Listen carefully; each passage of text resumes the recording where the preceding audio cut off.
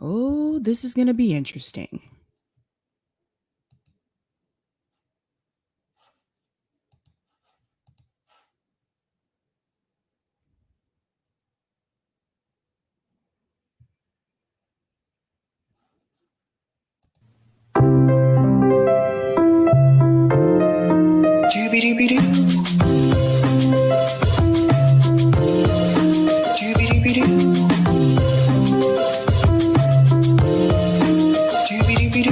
I'm your host, Sabrina Salvati.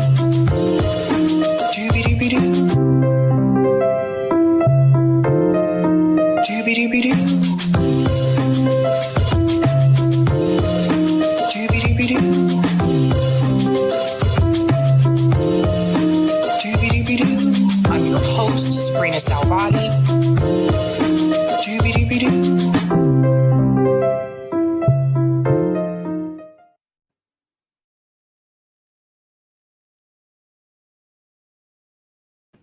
All right, all right. Did you guys miss me? Sorry, I missed you guys last night. Definitely, it was weird not going live last night, but I was on hard lens, and that's why I wasn't here. Hopefully, you guys are all signed up for my newsletter so you can get my live stream alerts and messages like those as well. And it helps me create an email list. So, shout out to everyone watching on Rockfin, YouTube, and Twitter. And welcome to Sabby Sabs podcast. I'm your host, Sabrina Salvati. If you are new, I want to let you know that Sabby Sabs podcast is a part of Revolutionary Blackout Network. You can catch me there on Thursdays for the roundtable and Fridays for the Sabby show. Welcome, welcome all. Oh, we have a lot of information tonight. We have a lot to get into. I want to go ahead and give a shout out to everyone who is a Sabby patron. Thank you so much. I really appreciate it. It really means a lot to me. It goes a long way. If you are interested, you can also become a Sabby patron. I have 4 categories: members, Sabbies, Sabsters, and the ultimates. Boom, boom. Their names are listed here. Thank you so much. Shout out to Ivy and Deborah, Pat, and Justin, who just became Sabby patrons. Their names are also strolling across the bottom of the screen. I want to go ahead and shout out people in the chat. I do have someone coming on that's going to talk about MPP. I think this will be a really interesting conversation. So quick shout outs, everybody. Quick shout outs. Shout out to Saying at Night. Reagan blamed age. It's why he couldn't remember Iran Contra. We need a new law 3575. Welcome, Saying at Night. Shout out to Hannah G, who says, oh, this should be interesting. Greetings, dead people thing, says, I'm joining the non-voting majority party. At least I don't have to go to church to cast my vote anymore. Hashtag dim exit, hashtag reason. Oh. Shout out to Lawrence Johnson. It's always great to see you. Hashtag cruel world exit. Greetings, Joe OWS says, you could tell that it's time for midterm elections. Oh, how we even got World War III to take everyone's attention away from we don't have Medicare for all, paid off student loans, and infrastructure. Well said. Shout out to Notori. Always great to see you. Greetings, vegan animal lover. I like that name. Says, Sabby, do you like anime? I do like anime. I actually got into anime a couple years ago for my sister. My sister's a huge anime fan. So I do. There's one I like a lot. They only did 1 season of. It's called Cowboy Bebop. That one's really cool. I like it because it's jazzy. There's jazz music, and I love that. Greetings to Greg Bruce, who's a Sabby member, says, hey, all. Shout out to Yipper99 says, hello, Sabby. Happy 2/22/22. By the way, Chicago pizza is chunky tomato soap in the store. What? Chunky tomato soap in store brought pie crust with cheese whiz garnish. I don't know, Yipper99. I had pizza there at this place called Giordano's, and it was really good. I can only have 1 slice though because it was so thick. Yes. What is going on? Drew says, first time catching a live. Welcome, Drew. I hope you enjoy what you see here tonight. Shout out to Silver Surfer says, happy Taco Tuesday, Sabby. Oh, that would have been nice tonight. Tacos. Shout out to LBA Film says, doobie doobie doo. Greetings, Yep X says, hello, fellow comrades. Be sure to remind the DSA and vote blue no matter who people to follow the money, connect the dots, and get the truth. We'll be talking about that a little bit tonight, too, about the money. Shout out to my fellow comrade JB from RBN, says, let's go. Shout out to Java the Cat, who's a Sabby member, says, hello, Sabby, and everyone. Greetings, Juliet says, early today. Hey, all. What's going on? Andrew says, hi, Sabby again. I love the Michael Jackson picture there. I love it. I love it. That's from you, The Way You Make Me Feel. That's the name of that song. I love that. Shout out to Ashura. Sabby, please. Mate versus Vosh, ratioed as fuck. Don't mess with the buzzsaw. Oh boy. I think I know what you're talking about, that Twitter discussion. Yeah, that was interesting. And happy belated birthday. Kit told me it was your birthday yesterday. Shout out to Janice Anderson, says, looking forward to your views on what's happening with MPP. Shout out Delthea Simmons, who's a Sabby member, says, hello, everybody. What's going on? So good, says, sup. Greetings, Malik. Always great to see you. He says, hey, with a heart. Shout out to Leroy, who says, peace. What's going on? Workers Control of Production and Trade says, uh-oh, tea spilling time. Where am I going? Oh, sorry. Shout out to Eric T. Red, who is also a Sabby member, says, hi, all lefty friends. What's going on? Robert Escobar Show says, hello, Sabby. Shout out to Joy Duncan, says, trivial remark, but Sabby, your top and lip color are a lovely, perfect match. Oh, thank you. I put on what was clean. It is time to do laundry again for reals.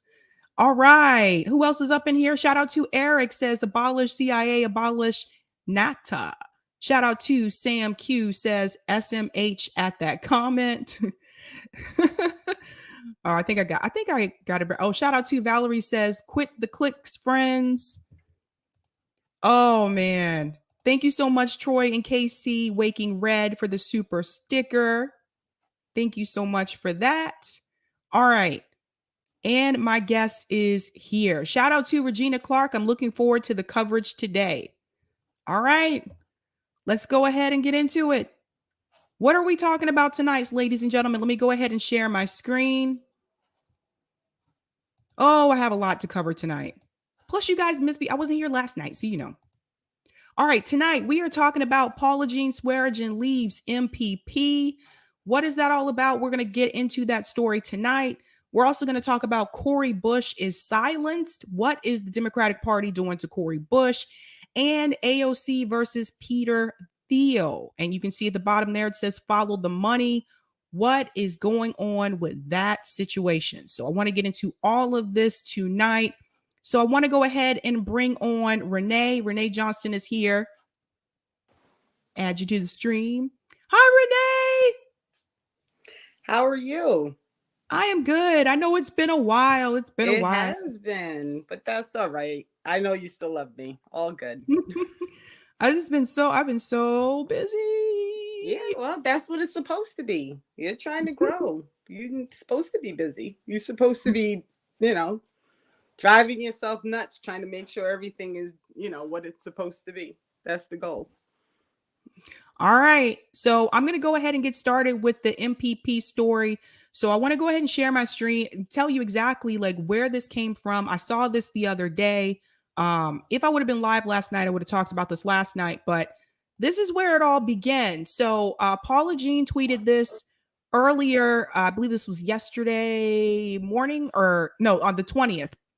And it says, after several questions, I will confirm People's Party USA is purging staff, board members, and volunteers with open serious grievances against Nick Brana. This is happening after months of retaliation. Obviously, I withdraw my support. So that definitely created a lot of buzz and got a lot of people's attention. Some of you, if you've been with me for a while, you may have seen Paula Jean Swearingen was on here a couple months ago for an interview about her experience, running for office. And at that point in time, she mentioned that she was working with the People's Party. A lot has happened since then, obviously, with her leaving MPP. So I brought Renee on because Renee was one of the volunteers that worked with Movements for a People's Party. And is also one of the volunteers that was talking about some of the issues that were happening and going on at MPP at that time. So this goes way back, actually. I know Franco had volunteers on. Vanguard had volunteers on to talk about the concerns with MPP. I know one of the incidents involved a conversation that went on in Slack. It was, I think someone was using like the N word or something like that. It was an argument about whether or not white people could use the N word. So, yeah, to my knowledge, the N word was never actually like said, but the argument was we can use it if we're quoting things. We can use it, you know, Anna Kasparian style. We can use it if, you know, in context. And then somebody thought there was a N-word pass, which I've never given anybody one of those in my life, so I don't know about that. But that was the other part of the conversation. So that was one of the issues. There's been other issues since then about Nick Brana's ability to lead this organization, and very concerning issues as well. I did just see before I went live that Status Quo just announced that there are sexual harassment allegations against Nick Brana. So there's a lot going on here, but Renee, I want to bring you in to ask you about your experience with MPP. What happened to the volunteers? And I know a lot of you guys like could speak out, did speak out. What was the response after that? And why do you think people are being purged now? So, you know, the response varied. They were like Vanguard was very hardcore about kind of staying the course and bringing it back. And, you know, discussing things that nobody wanted to really talk about, because I think in the end, what was really happening, what people were so like hell fast bent on, you got to support this third party effort. You got to support, you can't, you know, talk down the third party, and not understanding that just supporting anyone who says they're starting a third party is not really going to get people where they need to be, right? Like the goal needs to be to support the group that's actually building a third party, that's actually doing the work to be a third party, that's actually, you know, putting themselves in a position to be viable when it comes time to running candidates on any level, that type of thing. So what I got was a lot of really negative, you're just trying to tear down MPP. I was a loudmouth. I was a naysayer. I was a bad faith actor. I was, you know, all I was a Democratic shell. I was taking money from the Democrats. Like everything under the sun was the reason, aside from just addressing all the questions that I was posing and all the questions that were posed via the petition that was signed by 200 and something volunteers at the time, you know, trying to get these things straightened out within the organization. What frustrated me was there was this constant, like, you know, if there's something wrong, there's always something wrong in new organizations. They should have stayed in, and they should have, you know, they should have fought through and got it to work and all these things without even reading the petition to see the effort that was made, without having any conversations with any of the volunteers who stepped up and said, you know, I'm willing to, you know, to tell my story, to explain how this all happened. You know, all of that was just bypassed for the sake of, you know, well, we have to support MPP because they're trying to break the duopoly. But you can't break the duopoly by acting like Republicans and Democrats. That's not going to work. You can't break the duopoly while hiding information about your finances. You can't break the duopoly being an organization that doesn't have bylaws. Like, these are all things that are really problematic when you're trying to be a person or be an organization that's supposed to be making real change. And no one seemed to care about that. And it was very frustrating for me. And even now, watching as all of this is happening, it's super frustrating for me, because I feel like if people had just stopped and listened, and instead of jumping on the Jimmy Dore bandwagon of like, you know, oh, they're just naysayers who are just trying to stop this big thing from happening. If people had just paid attention, we could have maybe forced some change that would have prevented this new harm from happening. Because now you have a whole new set of volunteers who've been harmed. You have a whole new set of people who have lost their positions within the organization. You have the sexual harassment allegations. Like, these are all things that came after 200 people said something's wrong in this organization.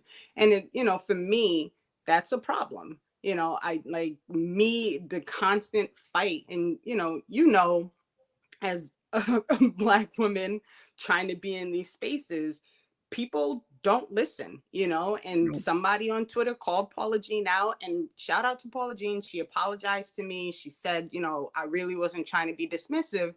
But the fact was, I called her attention to what happened when I was part of the organization, to the statement that the Black Voters Circle wrote when we all either left or were dismissed from MPP, and I ended up getting blocked.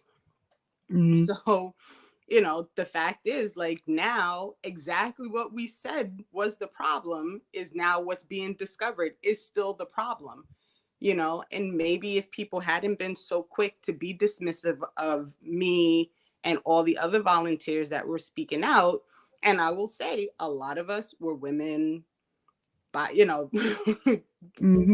The LGBTQ community, Black people.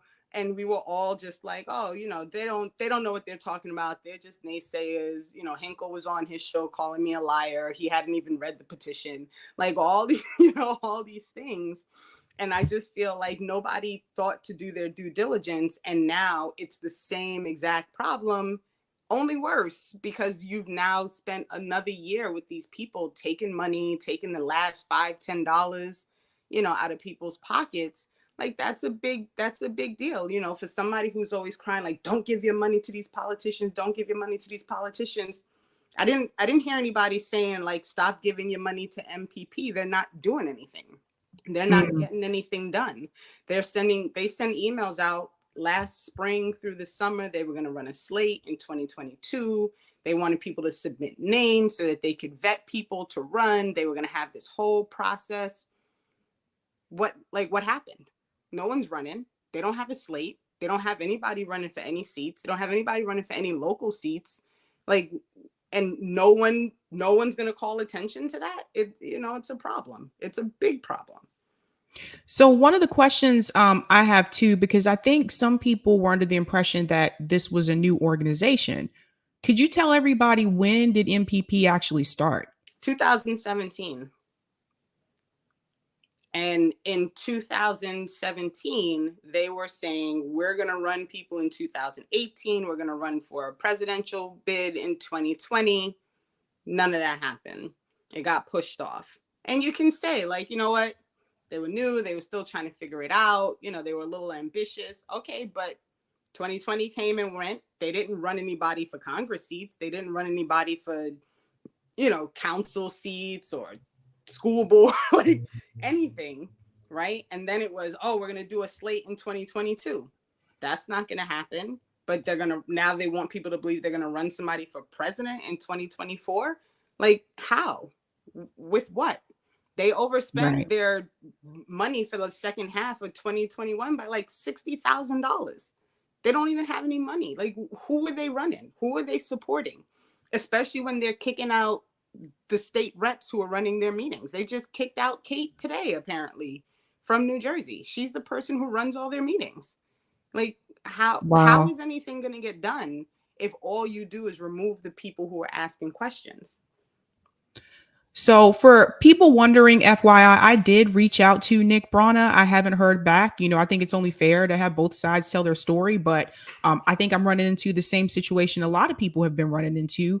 He's just not responding here about these situations, and now things have become worse. So this is what I saw recently. I didn't know about Kate, but I did know that Regina Clark, Thomas Royko, Todd Jellin, they were part of the board of directors. They were removed. And I want to show everybody a little bit about this investigation. Now, Status Quo did report this. I think people may not realize just how bad this is. So I want to share my screen. Share this up here. And so shout out to Jordan Sheraton, because this is very revealing. So listen to this for just a second. Movement for a People's Party National Chair Nick Brana was under investigation for alleged sexual harassment, and board members are purged. We were removed because we were concerned about Nick remaining in his position. Now, that's coming from Regina Clark, one of the 5 MPP board members abruptly removed on Sunday and Monday. Multiple sources familiar with MPP, which over the years has attempted to build a third party that can run local and federal candidates, told Status Quo News that Nick Brana, MPP's national chair, has been under internal investigation since December 2021 after a female subordinate that Brana had at one point had a romantic relationship with, made accusations of sexual harassment against him. Multiple sources told Status Quo the female who made the accusation will be going public herself. Status Quo has reviewed documents that confirm the investigation was launched in the middle of December 2021. A special investigation committee consisting of 3 MPP board members was formed to investigate and conduct interviews with Brana, the accuser, and anyone else relevant to the investigation. On December 13th, 2021, the 3 board members who are appointed to serve on the SIC reached out to Brana, informing him of the allegations and trying to set up a time to conduct an interview with him. I can confirm that I was one of 4 MPP members serving on a special investigative committee investigating accusations of sexual harassment against MPP chair Nick Brana. This is coming from Regina Clark. So this is really important. We were removed because we were concerned about Nick remaining in his position. As the investigation went on, it was clear there was sexual harassment going on. For other alleged acts, there was a debate on whether it was harassment or extended further. Now, I'm not going to read the entire article because I do want them to benefit from their work here. But I do want to say this is very timely because this weekend is the Women's Summit, and one of the panels is violence against women. And so it just so happened that one of the things that we will be talking about on that panel is about people who are in powerful positions that abuse their positions. And so when people say, why don't the victim speak out? What you have to understand is everything that the victim is up against when it's a person in power, especially someone who's a person in power that has money and has the networks. And these people, you know, when you come forward, your whole everything that you worked for is at risk. You know, this woman is about to have a real battle on her hands, and it breaks my heart that she's going to have to go through this because, you know, she was trying to fight for something that, you know, she believed in, and, you know, and this is the position that you get placed in, you know. And I saw a lot of comments on Twitter like, oh, let's see the evidence. And listen, people can ask, but when I spoke out, I had pages of things that I shared, you know, proving what was happening, and people still disregarded it. Like, you know, people are going to believe what they want to believe. People are going to say, you know, whatever it is that they feel like is going to benefit them in the moment. You know, I see people in the chat talking about Jimmy Dore was just talking about MPP the other day. So this is not like, you know, it hasn't been months or years. Like he just had, Paula Jean was just on the show like over the summertime. So this is not, you know, and this is not just to pick on Jimmy Dore, but I have like a specific issue with like him, Lee Camp, Hinkle, all these people who, when we sent them our comments, sent them pages of documentation saying, can you at least step up and say, do something, right? Like, I'm going to support you, but I'm looking for you to actually make some changes that are going to be beneficial to this thing that you're supposed to be building.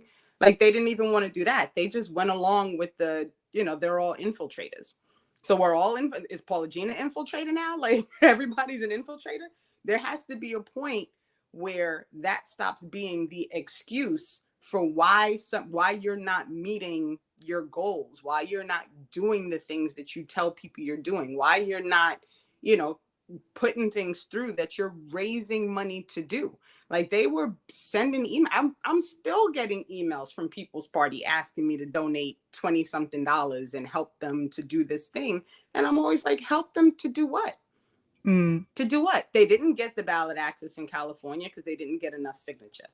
They're a minor party in Florida. You can't run anybody in Florida for at least a year, and you still need to do a whole bunch before that's going to happen.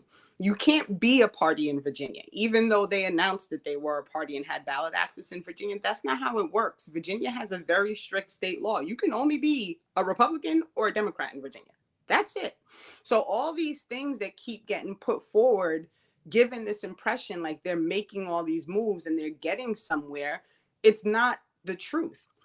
And it's not to say they should have a full slate of people and they should, but in 5 years, you could have at least run somebody in like a local council seat, right? Like it doesn't take, you know, in New York, you can run in one of the outside New York State council seat. You only need like 200 signatures. It's not, you know, it's not this huge thing to just do the work. But every time people started to make a little bit of leeway, all of a sudden, here came the CC pulling everything back. I had a conversation with the person who was in New York after I left, and they redid all the work that I and the people who were in the New York hub when I was volunteering did, because that was the goal. We were getting somewhere. They booted us all. They booted me out, booted out the other people who were really kind of pushing us towards a certain direction. Then this new group comes, they start all over again. They do the same work all over again. And the minute they start to get somewhere, all of a sudden, here comes Nick and the CC to tell them they're moving too fast. They're moving too fast? That's what they were told in New York. They're moving too fast. So for all these people who think like, oh, you're just being impatient. It's not impatient to expect people to do the thing that they tell you they're doing, right? It's not impatience. If I sign up as a volunteer with an organization, and that organization tells me we're horizontal structure, we're doing self-organizing systems, it's not unreasonable for me to expect you to actually be that as an organization, and for me to be questioning why you're not that thing, right? As it starts to become clear that all the decisions are being made on secret Zoom calls that nobody has access to. I like, for me personally, like I put the blame 100% on Nick Brana, because at the end of the day, is his organization. He's the leader of it. Isn't his father is the one who didn't his father fund this organization or help him with the So funding? his father is one of the working circle chairs, but it's the, you know, it's for the financial working group. So he's the like chairperson for the group that does all the money stuff, which is very like odd to me, but you know, but there's a board. They all listen. When I got kicked out, there was, I think if I remember correctly, I was told there were 8 people on that Zoom call. Of the 8 people, I think 5 of them had my phone number, and they still sat on a Zoom call and decided I was an infiltrator. So, you know, you can lay a lot on Nick, yeah, because he is definitely part of the problem. He's the chair, he's the head, but you can't get that much power by yourself, right? When they started this whole, they're going to do a national organizing committee and they're going to do a vote and all these things, that whole thing was shady. The way they allowed other people to kind of sort of, you know, be in the runnings for the election, but then they started really like putting obstacles in a way to prevent them from being able to communicate with the membership. And I say that because it's just, I gave MPP an email, so now I'm a member. You know, all of that stuff, Nick doesn't do that by himself. He does that with the assistance of all the other leadership, this coordinating circle, the board members, and these board members, like, I feel bad, but the reality is a lot of them sat back when they kicked out 20-something people in the middle of the night, and they allowed it to happen. So Nick has the power that he has because he was allowed to keep that power, right? And the minute they realize that something's really wrong, right? And now they're trying to step up, and now they've all been ousted too. But the reality is you allowed it to get this way. You didn't stand up to him, right? They didn't say to him, this is not how you run an organization. They didn't stop him from changing the organizational structure from being a horizontal one to being one that, was being run by 10 people on a Zoom call, right? No one stood up and said, like, don't do this. And every time one person did, they found themselves out and the others allowed it to happen. So listen, I'm no fan of Nick. I've said my piece to him multiple times. His whole situation is not something that I will ever involve myself in again. And I told him the last time we spoke, I will never come back to People's Party while you have anything to do with it. But he's not alone in this, and he should not be the only person wearing the blame for it, because there's a group of people who are all allowing him to have that much control. Well, first and foremost, please explain to people like your position on third, because I don't want people to hear this and assume that you're against third parties. And I already know some people are going to assume that. So please explain to everybody, like, what's your position on like electoral politics? So first of all, I have a very leery thing with electoral politics. I feel like it's all a game, right? The reality is you can go out and vote, and the likelihood is no one that you put in that position is going to actually do anything that you need them to do. I can't even remember who wrote it, but it's like, 99% of people who are in government are representing the 1%, right? Yeah. So like, it's not a good setup. That said, I'm registered Green Party. I'm a Green Party paid member. I'm a member of Socialist Alternative. Go Shama Sawant. That's my right, because I feel like that organization is actually about teaching and working with working people and doing the groundwork to do things for working people. I would love for the duopoly to be broken, right? I really would. And I know people say, oh, she's just saying that. I didn't vote for Biden, right? And I got a lot of slack for it, but I refused. I'm not doing it. But I also, as a Black woman, feel it important that I always go vote. Because to me, too many people who look like me lost their lives, lost their family, lost blood, lost whatever, to give me the right to do that. So to me, and again, just me, to me, it's important that I go do that. That said, I'm perfectly content to vote down ballot. I'm perfectly content to vote for the local person, the local policy, and to write in Bernie, because that's what I did, right? Like I don't have to vote at the top of the ticket, because none of them serve any purpose, in my opinion. And it's a tough position to be in. And I want to be like excited whenever someone who says they're a progressive when they get on the ticket. But I also know, I don't know what happens when these people get to Washington, because Lord knows they're almost never what we thought they were going to be when we sent them there. But I also I don't work in Washington. I'm not a politician. I don't know what it's like to be in those halls and dealing with people who are trying to force you to do the thing that you feel like you have to do. Like, I don't know what that means. I don't know what that's like. So I try my best to not make commentary on things that I don't understand. But I am absolutely a supporter of third parties. I am a socialist. Like, I feel like the best way for this whole system to be run is for everybody to be taken care of, right? Like, everyone should have fair wages. Everyone should have a roof over their head. Everyone should be able to eat. Everyone should be able to, sleep in somewhere dry. Like, the idea that there are so many people that have so much, and then so many, and I'm blessed. I have a lot. Like, I'm not, I'm educated. I have a job. I have healthcare. Like, I'm okay.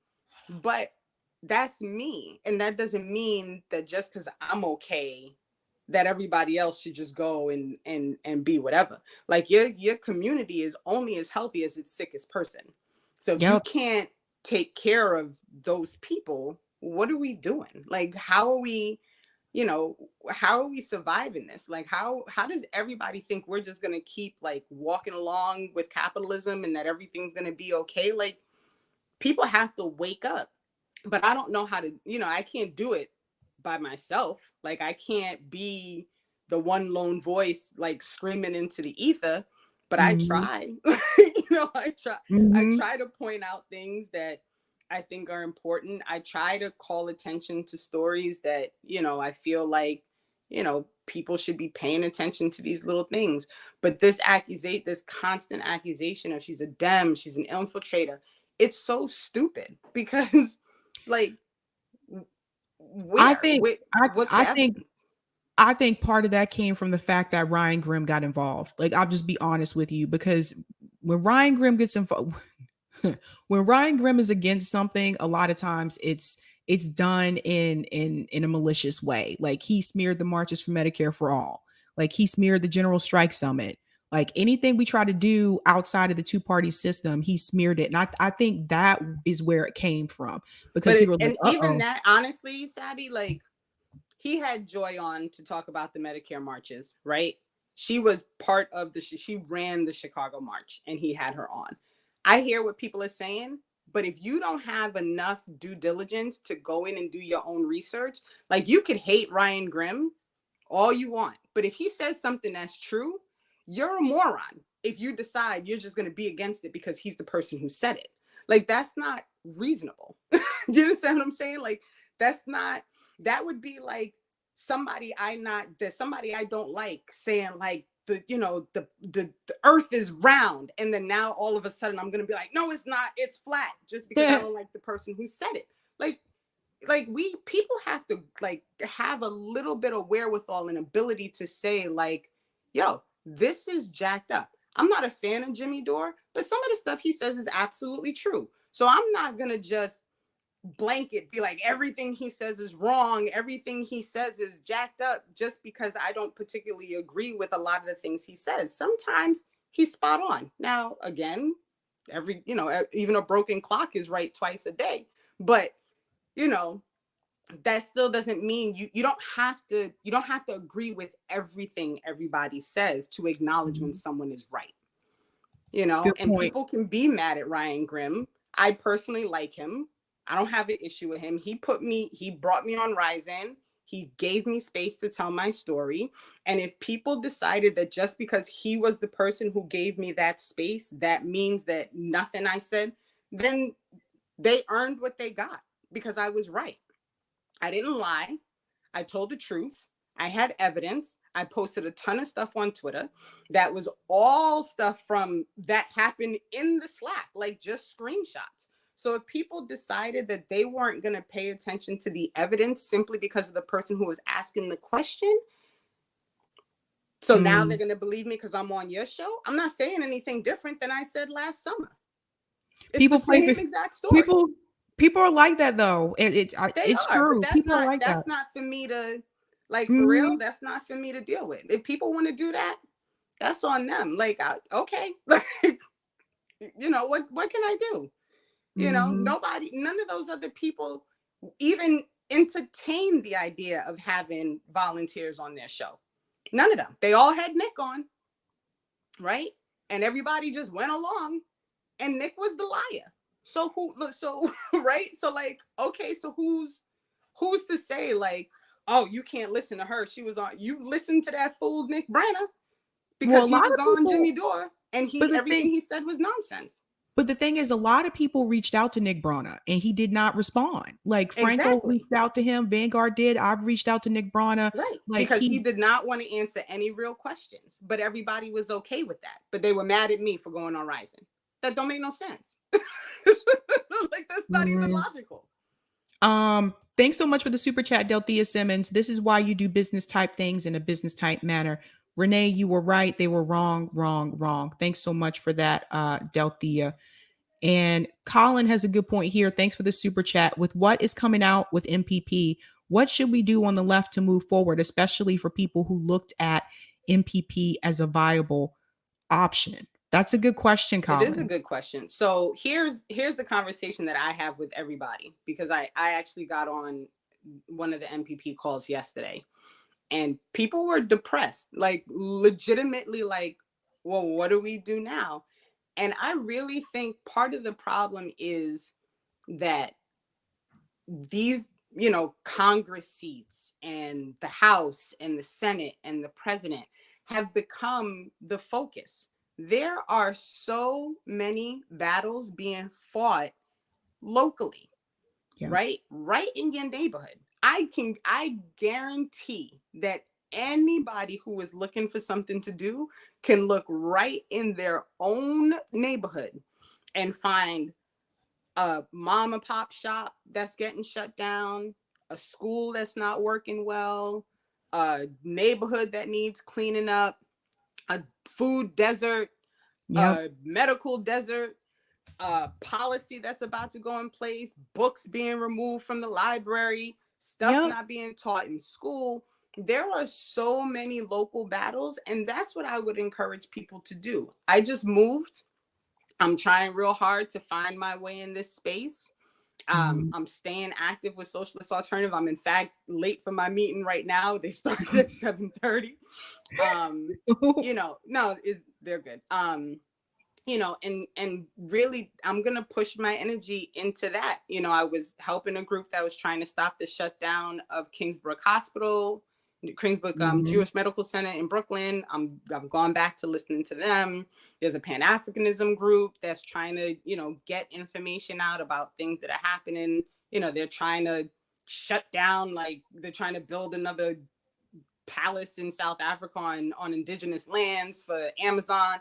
Like there's so many things. Go local. There is somebody who needs your help right in your neighborhood. I promise you. And that's what you should do. And you could choose to continue to fight the battle. You could join Green Party. It's not for everybody, but people make fun of Green Party. But the reality is they've got like 100 and something people in local seats all over the country, right?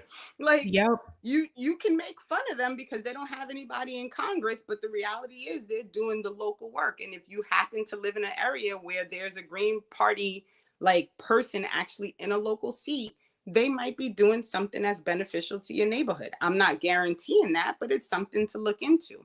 Look into Socialist Alternative. Look into if they shut a hospital down in your neighborhood. Look into if they're kicking homeless people out and destroying their tent and taking all of their paperwork and throwing it out because they're trying to clean it up for whatever new thing is about to come. There are a lot of opportunities for mutual aid, to help your neighbors. Like there are things to do. And I think if people stop focusing so much on, we got to get somebody in Congress, we got to get somebody in the Senate, we got to get somebody in the president's seat, and really try to clean up their own neighborhood, I think people would be shocked at how much you can really help if you just do something amongst the people you live around, because those are your people, right? Like that, your city, your county, your block, like those are the people who, if you bond together and you find a way, you can actually make a difference in the material conditions of the people that you live around. Focus on that. I agree. This is what I try to tell people oftentimes on the show. And this is my problem with one of my problems with the whole strategy of putting progressives through the Democratic Party for Congress is that I feel like the focus is mainly on the federal level, when there's so many things. If you really want to create change, you need to look on the local level. Like that's how we legalize marijuana here in Massachusetts.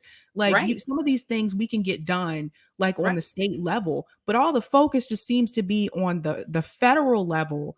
And I think that's part of the problem. Like it's 100% part of the problem. People don't even know who their local state people are. And everybody has like a state rep, a county rep. You have so many layers of government beneath your, whoever's going to DC for you. And those are the people that make the decisions and that fight the battles that most things that are most affected, in your district. Like people ignore school board elections. Why? It is beyond my comprehension why people ignore school board elections. Like, I don't know that there are few things that are more important than who is running the group that's taking care of educating your entire district. That, like, those are things that people should be paying attention to. And most people don't even vote when those elections come up because they don't even know what's happening. I've always mentioned too, I think like, why aren't we trying to take over the Green Party? Why aren't we trying to imagine if we had, well, I guess some people can't because of the states they live in and they may have closed primaries, but why aren't we trying to take over something that it's already established? You go back and you think about Jill Stein. Jill Stein was on the ballot in Voted 48 for her states. too. 48 states. But so many people, even some people on the left, told you at the end of the day, vote for Hillary. We should have been voting for Jill Stein. Right. Like that, like to me, that didn't make any sense. She was on the ballot in 48 states. Why would progressive networks tell you to vote for Hillary? Right. So this is something that I really do. I was as somebody who decided she was going to register Green. I was shocked when I found out how many local seats Green Party, like they have seats everywhere. Like I was surprised at how extensive, you know, their reach was, and it's because they made an effort. The other thing people can do, like Rhode Island, they have that whole co-op, right? That they put in place, the progressive co-op. And those are all local seats. None of those people ran for federal seats. Those were all local council seats that they decided that they were going to fight for. In Maryland, Michaela Wilkes helped put a group in to fight the school to prison pipeline. That was all local. She didn't win her primary, and she dug in and she was like, okay, what can I do to help my community? And that was how she found a way to help her community, was to change the people who were in those local spaces. So there, you know, there's definitely opportunity for people to make a difference if they decide to really open their eyes and to stop looking at, you know, oh, the squad and all these people. And I know people are disappointed. I ain't happy either. But you know what? Grand scheme, like they're up there, right? You can hope for the best, but you can also put your energy to where you can actually make a difference in those local material conditions. There's one more thing with MPP that I wanted to share as well, and that's about Sabrina Pina Young. So apparently there was a petition to remove her. Let me share my screen really quick. This is rather interesting. I don't understand. Oh, man. Okay, so there was a petition to remove Sabrina Pina Young from all leadership roles in the People's Party of the USA. Now, here's the petition here. Wait, before you scroll, look at who it was sent to. Just scroll up real quick. Look at who it was. Look at the two line. Notice Regina anything? Clark, Thomas, all the people that were removed. So it just, oh my God. So it says here that, let me start up here. On February 17th, during the NOC meeting, in response to a majority vote in favor of diversity, the non-voting paid staff communications director, Sabrina Pina Young, unleashed an unprovoked attack on the majority of delegates with inflammatory words that hinted at racism. Near the end of the meeting, another unprovoked attack came from a delegate with a reputation of disrespect and inflammatory language, speaking out of turn, okay, and berating and flipping off the chair and calling for his removal. During that attack, Sabrina, who arguably had the prerogative as secretary assistant to intervene, remained silent. With no moderator intervening, another delegate took initiative and asked the disrespectful one to shut up. It was then that Sabrina intervened and repeatedly and fervently yelled out of order at the latter, apparently to allow the unprovoked assault on the chair to continue. When the chair asked Sabrina to stop, she resumed her attacks in the chat. This is not the first time Sabrina has abused her position of power in this party. In a previous NOC meeting, she insulted members who did not agree with her, referring to the Cuban Revolution as genocidal dictatorship. I'm not going to read the whole thing there, but there was a tweet from Sabrina, and I do want you to see this because this, I believe, this is Sabrina. Yeah. So Sabrina says, after dealing with discrimination and bigotry at BNC, I think that's Brand New Caucus. No, Brand New Congress. Brand New Congress and People's Party, with someone at PP even accusing me of being a lying, manipulative Jew, seriously tired of so-called leftist spaces that are just shilling for the patriarchy and establishment. So again, that petition was sent to 3 people, and those 3 people were removed. Yep. which is, that should tell people a lot, and listen. And I know Sabrina. So I volunteered at Brand New Congress when she was at Brand New Congress. So I've known Sabrina for years now. And to be honest, I was like, don't go there with MPP. This is this is not gonna go well. But listen, it's a different situation when you're not a volunteer. It was a paid job for her to be working as the comms person for People's Party. So Sabrina is Latina. I think her husband is Jewish, and please don't, I might be wrong about that. And I know there was a lot of problems within that Slack space. People did not always appreciate her tone. They didn't always appreciate the way she spoke about things. Sometimes I saw screenshots and I'd be like, "Ooh, Sabrina, why'd you go there?" But at the same time, in these spaces, and I learned this from personal experience in People's Party, you're in the Slack and you make a comment and all the people start jumping on you and the tone policing and they're telling you you're wrong and the bullying. It's not an easy space to be in because no one is taking care of each other in those spaces. So I'm not, I wasn't in People's Party. I can't speak directly to,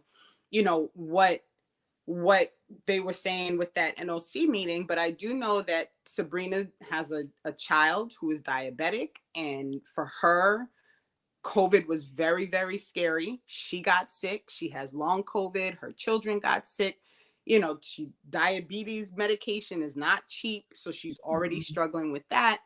So for her, this argument with the anti-vaxxing and the anti-mandates and the no masks, it was a very personal fight for her because for her, this was life or death, right? Like as with her daughter having diabetes, COVID could be a death sentence. So for her to have this group for the Slack space to turn into this space where all of a sudden it was all about like, the mandates are horrible and the vaccines are horrible and we shouldn't be doing anything. And now we got to comply, we shouldn't be complying and we should be coming up. For her, it was like, how'd we get here? Like, I thought we were going to be fighting for Medicare for all and getting people, proper pay and all those things. Again, I can't speak to, everything that Sabrina did in People's Party. I wasn't there. I don't, I wasn't reading past all the stuff that she did. I'm sure that people took offense to things that she said, but for all of a sudden, this petition that 28 people signed, and I can guarantee 100%, having not even read all the names, all those people were not actively involved members in People's Party. 100%, I can guarantee it.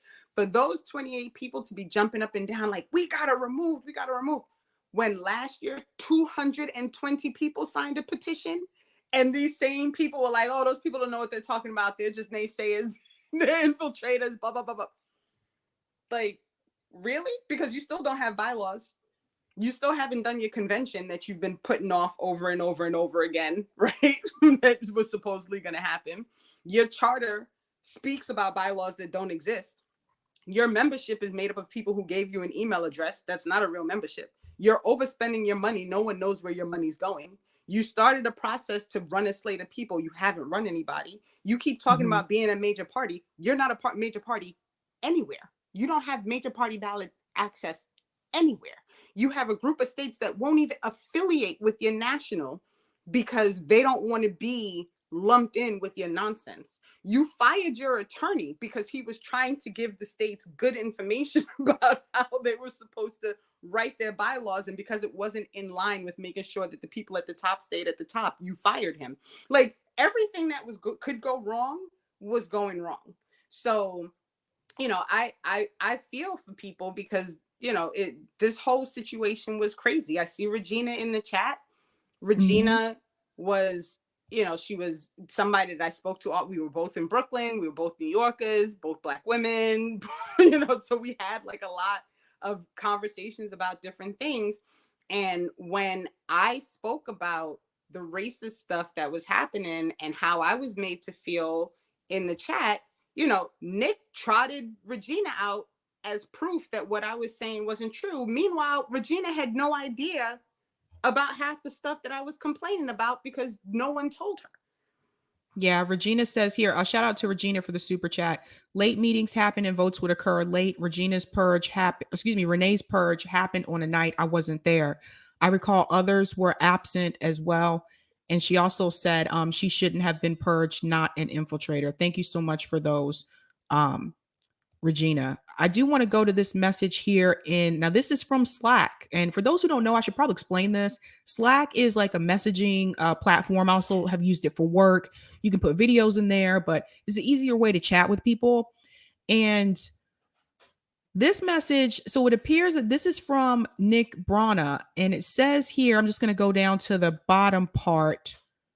And this is in reference to the mandates. It says, I also agree that all of us as people of this party should be the ones to determine our stance on the jab mandates in a membership vote. I will be proposing it at our next CC meeting this Monday. It's a long message. I don't read the entire thing, but I know it. So it seems like this also may have had something to do with what's going on with MPP as well. Right. That was a big fight that was happening with whether or not they were going to support the convoy. Mm-hmm. And, and people have varying views on the convoy. My personal opinion, you have a right to protest. That's your right. If you want to stop traffic and do whatever because you're trying to get whatever you need to be heard, then go for it. My concern with the convoy is it became something that was embedded with a lot of people that weren't really about the working movement, right? They were about something totally different. So I always get hesitant with anything where we start having people with the craziness, because those people are not about me, right? Those people want what they want. They don't care if I get it. They just want what they want. And that was something that started another fight. The Virginia leader, the entire state voted in elected leadership for Virginia, for People's Party, left in one day. They all left at the same time because they did not want to be part of this thing that felt like it was getting eerily close to really moving towards the right wing, white supremacy. Like, there were a lot of conversations that were going on that just made people uncomfortable, and they did not want to be party to that. And, for me as a Black person, it's difficult to watch people organize and make space for people who are racist. Like, to me, I can't do it. And I get a lot of slack for that. And I get a lot of well, you can't leave people out and you have to let people in, and and I'm all for the conversation. I'm not saying you blanket anybody who has, something that seems right. You just say no to them. You have the conversation. If you're willing to treat me like a person and to acknowledge me as a person and to fight for the same things for me that you would fight for yourself, that's solidarity. There are a lot of racist people who are only racist because they've never met a Black person in their life, and they have no idea what it means to have a conversation with people that they've been told their entire life are less than, right? So there's room for growth. There's room for people to learn. At the same time, I don't want to be the sacrificial lamb, right? I don't want to be the person who's at the table who's getting kicked under the table by the person who thinks that, I'm not worthy, right? That's not okay to me. And I feel like there should be conversation to prevent harm in every situation. There should always. So if you're willing to put me in a situation where I could possibly be harmed because you think the greater good is more important, then you're missing the fact that the greater good includes all of us being able to get the same things, right? Like, that has to be part of the greater good, that I don't get harmed, that I get the same thing that we're all fighting for. And it made people uncomfortable that a lot of these conversations were getting very towards a sense of, we're going to start working with everybody and we can open the door to everybody. And it doesn't matter if they're white supremacists, we're still fighting for the same things, but we're not. We're not. Because if you are legitimately of the belief that white people should be in power and white people should have everything and everybody else is less, that's not something that can be adjusted after you get what you want.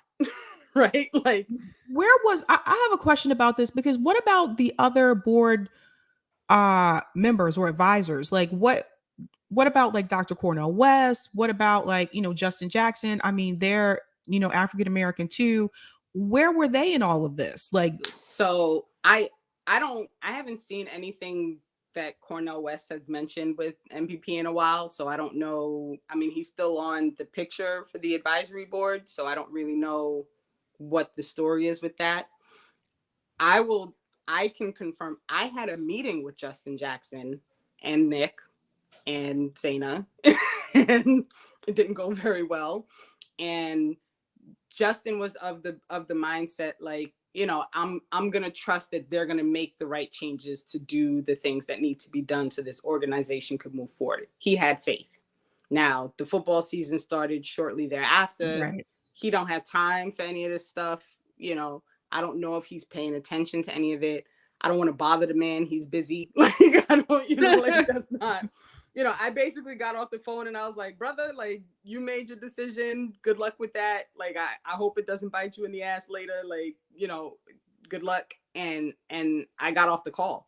So, there was a sincere effort. I do believe for Justin Jackson, and I can only speak for him because that's the only advisory council person that I had like a direct conversation with.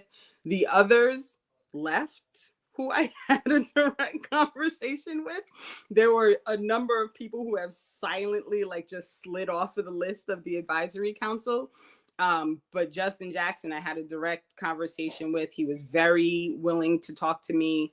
I really appreciated the fact that he gave me the space and that he listened and he made his decision, which was, I think trying to fight for this ability to have a third party is going to be something that I think is worth my time. So I'm going to stick it out and see what happens. And I guess we'll see, like, when he circles back postseason, what he does. I can't speak for him, so I don't know. But I certainly do appreciate that he gave me the time and space, to be honest. Okay. Well, Renee, thank you so much. I know I kept you over time. I'm so sorry. That's okay. I'm not That's the best okay. with that sometimes, but thanks so much for coming on. You're and welcome, letting us, Sabby.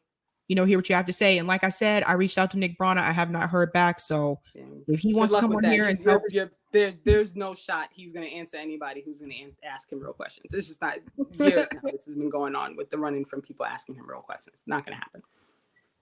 Oh man. All right. Thanks, Renee. Bye. Yeah. So if, I reached out to Nick Brana. If he wants to come on and tell his side, he's welcome to come on and tell his side as well. But I have not heard from him. I know other people have not heard from him either. So the invitation is there. That was a lot of information. We're going to go on to our second story. Let me shout out some of these super chats really quick first. Thank you so much, Troy and KC Waking Red. A sinking boat can't save itself. If you're financially struggling, don't donate to anyone. If you have means to donate to indie media and mutual aid organizations, real talk. Thank you so much for that. And thank you for this one as well. I think I need something strong added to my tea.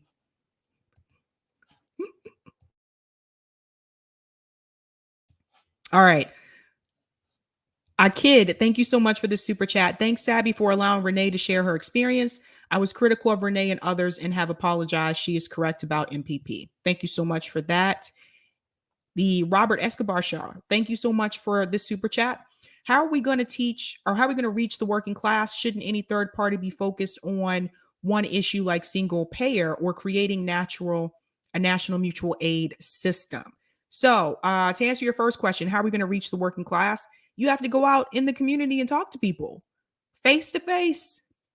And if you're in an area where, I know it's kind of different now because of the pandemic. So if you're in an area where there are still those restrictions and you can't do that, you can reach them through other people. You can reach working class people through me. Like, I've had people come on the show and we've had these discussions. Like, just email me, reach out to me. But yeah, like that's the thing. If you're not working class, you're not always in spaces where people are working class. But All of us every now and then may do something like go to Dunkin' Donuts and get a coffee, or we may go to a restaurant and go out to eat dinner. And the people who are, delivering your food for like DoorDash, the people who are your waitresses, some of your bartenders, like the person who makes your coffee every morning when you go to Dunkin' Donuts, like talk to those people, get to know them. Get to know them. So that's one way. Should we be focused on single issue or issue like single payer, or creating a natural mutual aid system? So again, my vote for it, like I'm really big on single payer, universal healthcare.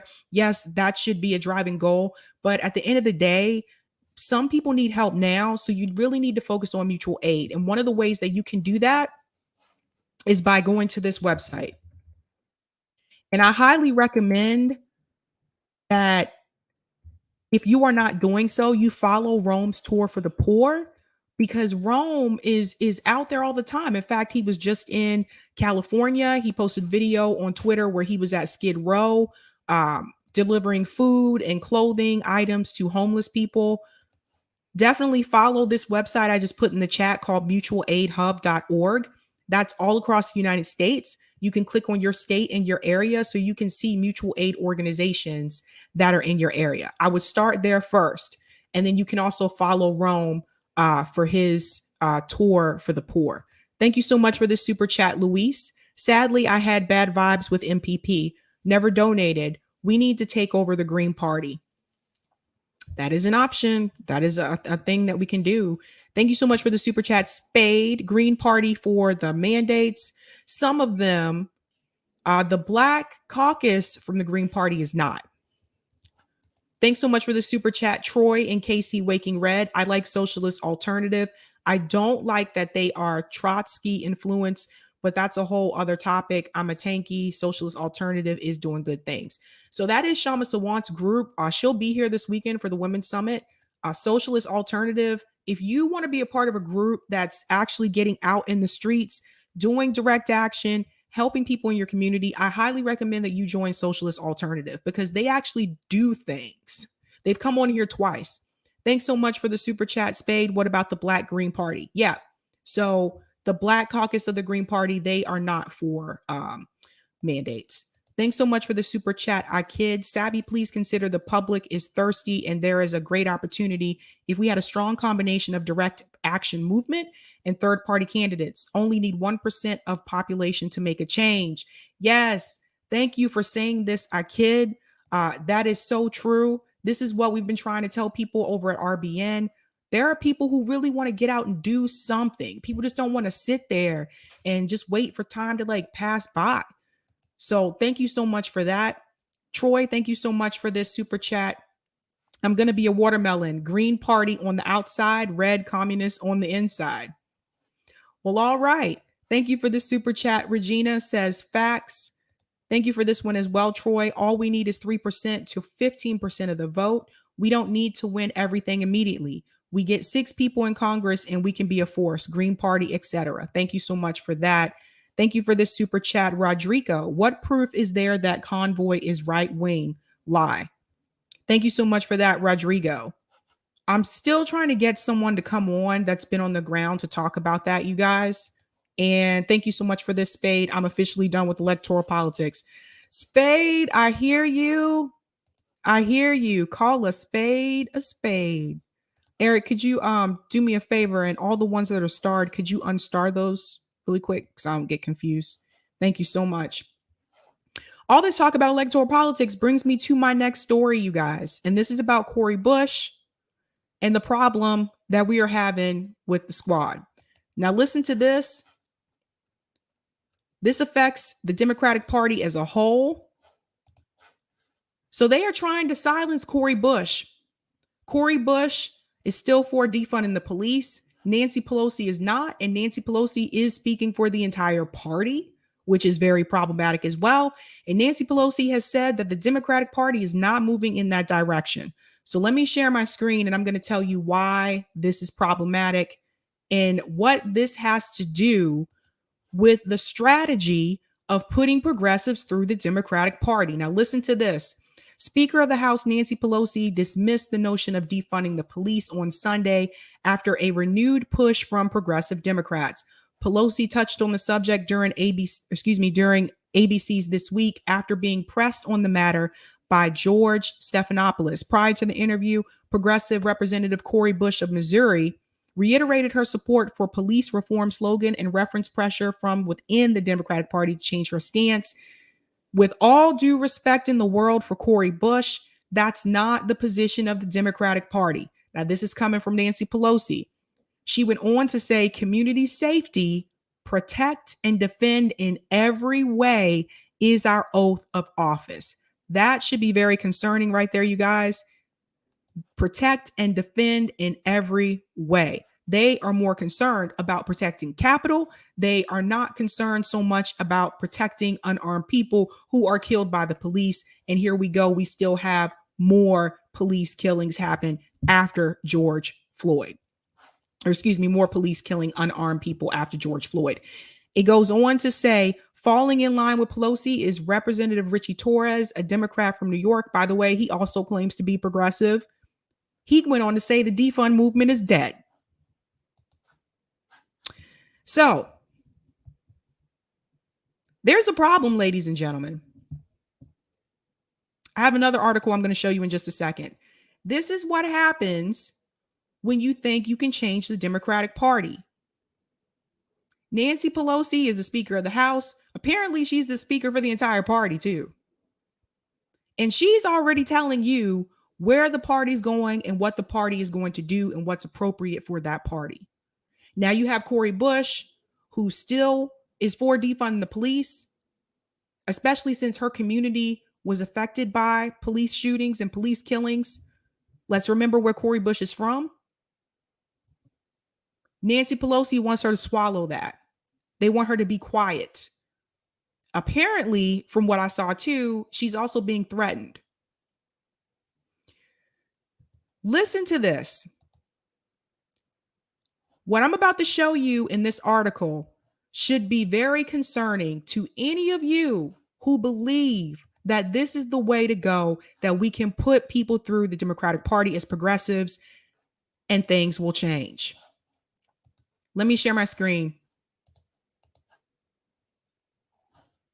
because this is going to show you just how much the Democratic Party does not want them there. Listen to this. AOC and the squad are under fire as Dems reject their deeply problematic agenda. Here we go. Now, this came out over the weekend. The far left policies of the squad are making the midterm election season even tougher for Democrats and putting swing district moderates in peril, according to some Democrats. Now, this is coming from the Democratic Party. This is not coming from Republican Party. Just keep that in mind. A leader of a PAC designed to help moderates. A PAC designed to help moderates. There you go. Told Fox News Digital that the policies trumpeted by Representative AOC and her progressive squad are too toxic for Democrats running in the competitive seats that will determine whether Democrats hold on to the majority. Notice how they phrase this here. They say Representative AOC and her progressive squad. So I want you to pay attention to that with some of the articles that you read and some of the news stories, some of the videos that you hear. Notice how they make AOC the leader of the squad, even though she's not the leader of the squad. A lot of times they don't even mention the other people. Let me go on to tell you there's more about this. This is why this does not work. We have been kind of shouting this from the rooftop since 2020. Now, this is coming from Matt Bennett. He's the executive vice president of the center-left Third Way. Third Way is problematic, and co-founder of Shield PAC, which launched last year to defend moderate Democrats. This is what I was telling you, you guys. This is what I've said time and time again. This is what they'll do. They will push to put forward more establishment Democrats to get the progressives out. Even if you do get in, this is what they're doing. Look, they have a PAC to help moderate Democrats. This is what they're doing. They're trying to push you out. You guys see why I tell you this does not work? You're trying to go into a party that does not want you there. It's like trying to invite yourself to someone's birthday party and you know they don't really want you there. If they would have invited you, but you try to invite yourself anyway. Why are we doing this? Let me go back in. He said the 2020 election was a wake-up call when Democrats lost 14 House seats and issues like defund the police were the center of GOP attacks. And the 2021 Virginia governor's race was another example of far left policies backfiring when Republicans put critical race theory and school COVID policies center stage. They kill me when they say far left. The squad policies do fine in Brooklyn. This is coming from Bennett, but I would say that they are deeply problematic for Democrats running in competitive districts in states. They arm Republicans with very potent attacks, albeit very misleading ones, but very politically impactful attacks. He urges the squad to realize that their radical policies are hurting Democrats' midterm chances. My message would be, please understand that what works in your district does not work in Western Iowa, and that what you say has consequences for your Democratic colleagues that could profoundly impact the ability of the party to retain majorities. Republicans aim to paint all Democrats as left-wing squad members, and the culture war touchstone issues are expected to factor high in midterm campaign strategy. The radical views of the squad are mainstream in today's Democratic Party.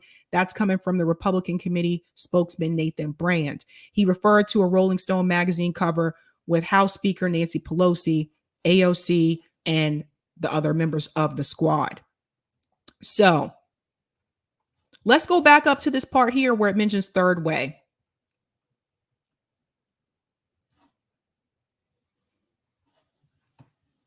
Third Way and co-founder of Shield PAC.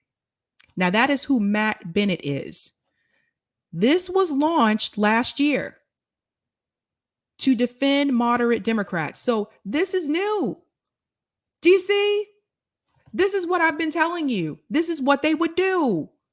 They would try to find a way to put in establishment candidates to push them out.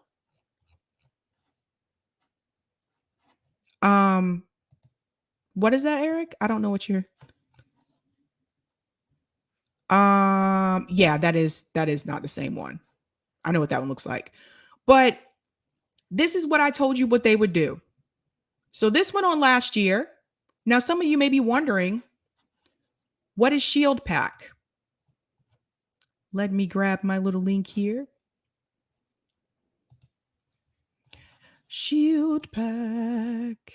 I'm going to take you to the website because I want to show you exactly what it looks like. Here it is. All right. Where do you see this title? This just cracks me up. The last line of defense, ladies and gentlemen. Look at this. This is the PAC. Shield PAC. The last line of defense. Protect moderate Democrats. Can you believe this? This is what's happening right now. Look, moderate Democrats delivered the House majority by flipping hard to win seats from red to blue. That means they will be on the front lines in 2022. The GOP top targets. Shield PAC will build a protective barrier to defend swing seat Democrats from culture war attacks that can be politically fatal. These members are our last line of defense to save our democracy. Can you believe this? Shield PAC. I'll make that bigger for you. That's what it looks like, ladies and gentlemen. Because I'm sure it has nothing to do with the fact that you still have a lot of people that are in debt. Student loans have not been canceled. People are unhoused. People have lost their jobs. People have been kicked off of unemployment. I'm sure it has nothing to do with the fact that people don't have health care in this country. People have medical debt. I'm sure it has nothing to do with the fact that we have a living wage for people in this country. We can't even raise the minimum wage. We don't do anything for the American people. I'm sure it has nothing to do with that.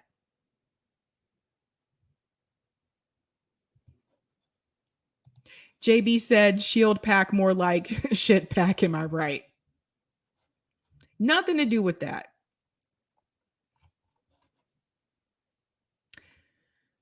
So essentially, what they are doing, the moderate Democrats in the Democratic Party are working to push the progressive members out.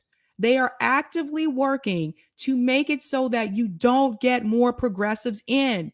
Why are we trying to go to this party? Or I should say corporation. Do you see what is happening? I want to show you something. I say this time and time again, Republicans and Democrats, they work hand in hand. It's one big party. It's not two separate parties. And I want to remind you of that. Now, this is video of Nancy Pelosi telling you what we need in reference to the Republican Party. Listen to what she says. Peter Dow shared this on Twitter.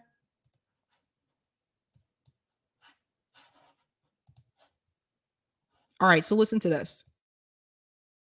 To close by saying that you've heard me say again and again that the Republicans seem to be having a limbo contest with themselves to see how low they can go. They seem to have reached rock bottom with their statement that what happened on January 6th was normal political discourse, legitimate political discourse. I've also said that country needs a strong Republican Party. They've made great contributions to our country. I say this to Republicans all the time. Take back your party from this cult. What? I'm sorry, what was that again? Say that one more time, Nancy. Say it louder for the people in the back so they can hear you. Party. They've also said that country needs a strong Republican Party. Nancy Pelosi just said the Republicans need a strong Republican Party. The country needs a strong Republican Party. Now, she's a part of the Democratic Party. Why should she care if the Republican Party is strong or not? Especially if you're trying to win in your own party. Why? Because they're one and the same. They're both corporate parties. They both keep the status quo, and that is what Nancy Pelosi wants. That is what Washington wants. That is what corporations want. They don't want someone to come in and wreck shit. They just don't. Nancy Pelosi wants you to have a strong Republican Party.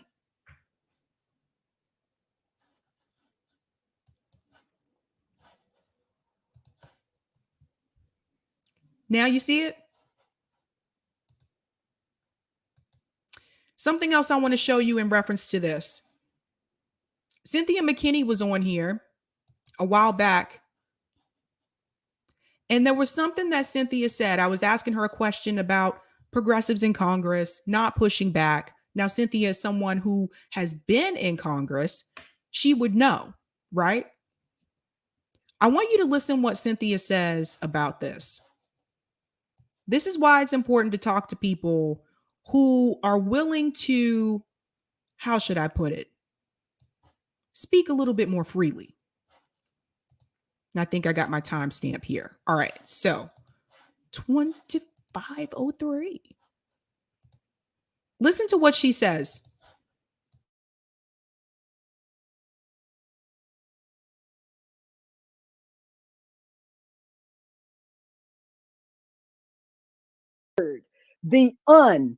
When the finally come together and say, no, we have the nucleus for a movement that can be successful and that can make change.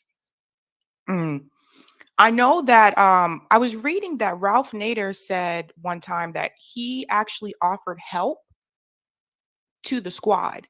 that if they needed advice, if they need any kind of help, like someone who's kind of been through this, he offered help, and they didn't seek out that help. Why do you think that is? Because they never belonged to us anyway. They are there for the purpose of making you, the Fred Hampton leftists, and people who think like you and me, think that we have representation, when in fact, we don't have representation. Not a single one of the 535 that are there is willing to go to the mat for principle. Mm.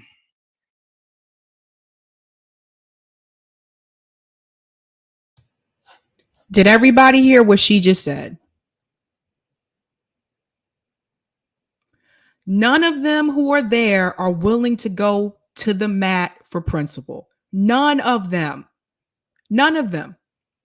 Do you see? You see? This is why nothing gets done. This is why they're not fighting for us. Again, it all goes back to the money.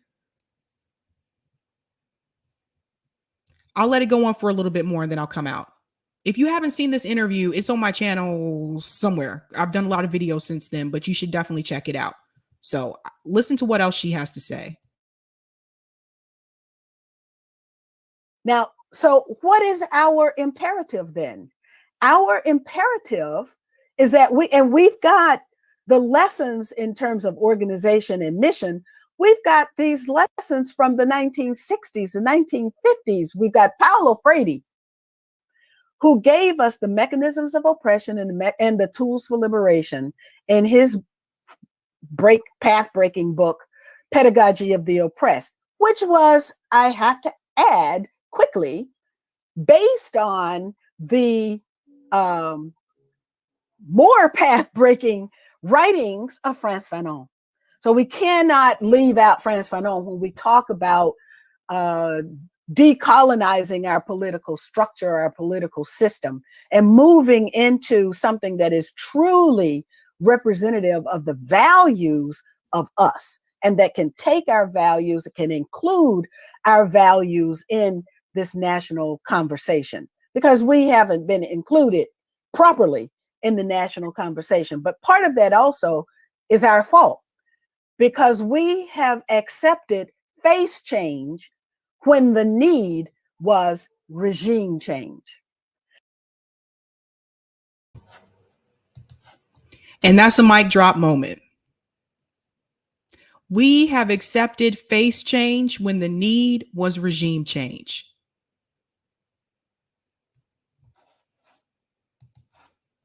I just wanted you to hear that.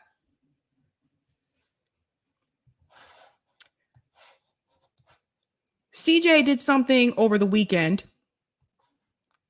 He was on a call-in episode with Brianna Joy Gray. And there was something that CJ said that I want to play for you, for those of you who didn't get a chance to hear that episode. There was something that CJ said about putting progressives through the Democratic Party and the strategy and what are we doing here? What are we going to gain from this? That I think all of you should hear. So I'm going to go ahead and get that loaded up.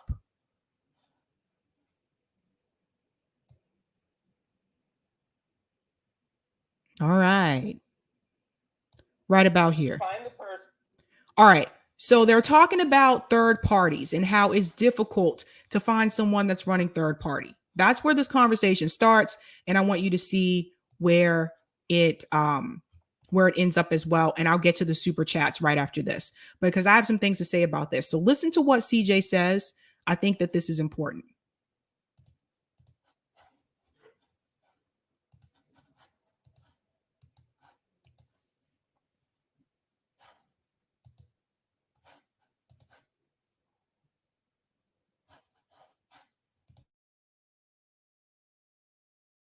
Then Google the person.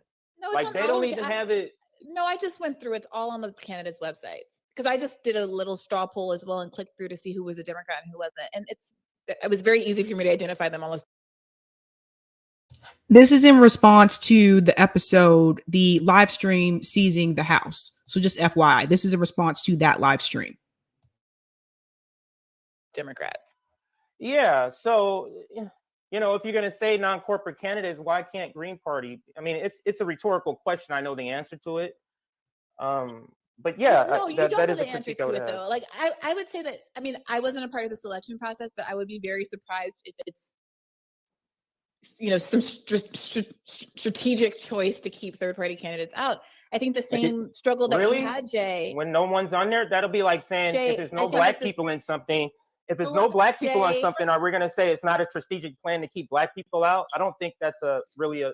Jay, I don't get that. So you just finished telling me, Jay, that you struggled to put together a third-party panel, correct? I did.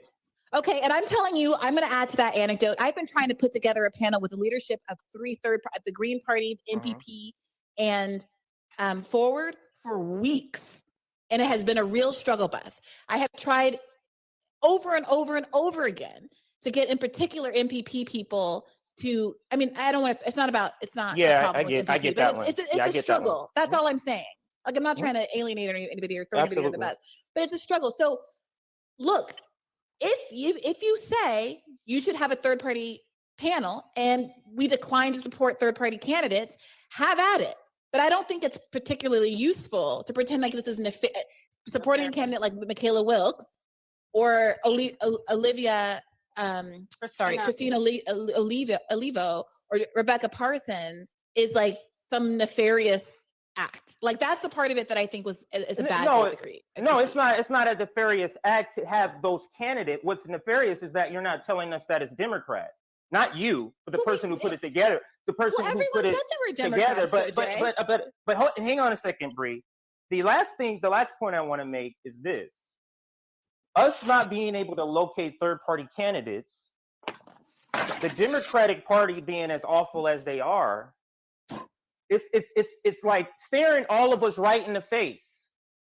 Electoral politics is done. We're not getting anything done through electoral politics.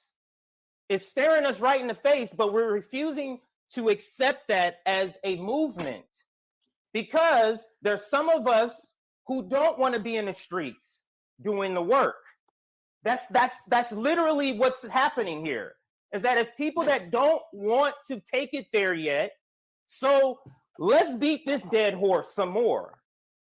And I'm here, and I think RBN is here to say, to shake everybody awake. This is over. This is over. Can I add just? What can I say? If you haven't had a chance to listen to that episode, definitely check it out. It's on Callin. If you don't have the app or you can't download the app, because I don't think it's on Android yet, you can listen to it on your computer. I wasn't on that call, but I got to say, CJ did a great job. Yes, we are trying to shake you. We're trying to wake you up. We really are. We're trying to wake you up. And he's right when he talks about people don't want to do the work of doing the movement in the streets. And it's true. Some people just don't want to do the physical work. Like, no, it's not easy, but some people don't want to do that. And they want to keep trying this strategy. And I mean, people have a right to feel how they feel. But for me, I'm not doing that. In fact, I'm going to spend my time trying to, just like CJ said, trying to wake people up and get them out of the duopoly and get them away from the Democratic Party because it's not working. If you go to some of these neighborhoods that are all Democrat ran and led, and you go look at the schools like I have, and you see the doors hanging off by the hinges, you see that some of the schools don't have computer labs, but you can go right down the street to the wealthier areas, and they have everything and then some at those schools. When you see that these communities have not been improved and Democrats have been in office and you've had Republicans in office, nothing has been done. Nothing has improved for the American people. And as long as we continue to do this same game of let's keep doing it, let's try this one, let's keep trying this, it just lengthens the time. And before you know it, it'll be 10 years later, 15 years later, 20 years later. And you didn't get anything. Nothing was done. There was a lot of money wasted. And I want to show you exactly what that looks like. And you got to give a shout out to Unapologetic, because Unapologetic broke down the numbers. Let me go ahead and pull this up for you. For those who don't know, Unapologetic is Dontel. That's his real name. I know we call him Unapologetic a lot, but that's actually the name of his show. So let me go ahead and pull that up. He does awesome work, but he has an op-ed that he wrote. Let me grab that for you. Where's that op-ed? I thought I pinned this. Maybe I didn't pin it. It's always hard to go back and find stuff on Twitter. Why didn't I pin this? Unapologetic, where's that? Oh, I should just go to your Substack. Unapologetic Substack. Dontel newsletter. That's what it's called.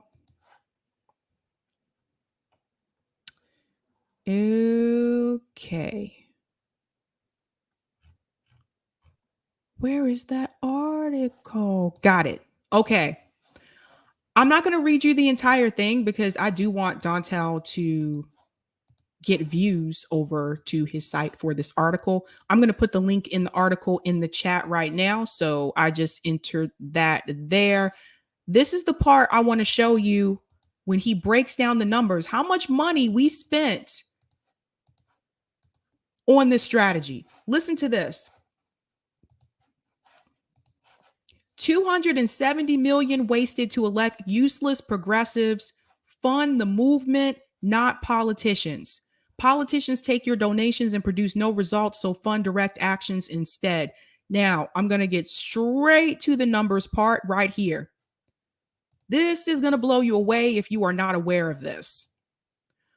According to data publicly available on opensecrets.org, so this is something you can look up for yourself. Since 2018, 7 Justice Democrats received 62 million in donations from leftists across the country, while Bernie Sanders' 2020 presidential campaign alone received 211 million in donations for a combined total of 272 million. But it goes on from there. AOC received 22.7 million. Ro Khanna received 15.3 million. Pramila Jayapal, 7.8 million. Ilhan Omar, 6.8 million. Rashida Tlaib, 5.6 million. Cori Bush, 1.4 million. Interesting how Cori Bush got the smallest amount. That's another story. Jamal Bowman, 2.8 million. $270 million. Was this really the best use of the proletariat's limited resources? It's long past time to assess the situation objectively to determine whether our movement is getting a return on our investment. Shout out to Dontel. This is a really good article. I'm not going to read the whole thing here because I actually want you to go to his newsletter and read it. But $270 million. Do you know what that money could have done for mutual aid? $270 million. We could have housed people who were unhoused. We could have helped people pay some of their medical bills, give people food, clothing. $270 million to put people into DC to do absolutely nothing for us. So oftentimes you may hear me say on the show, I want a refund.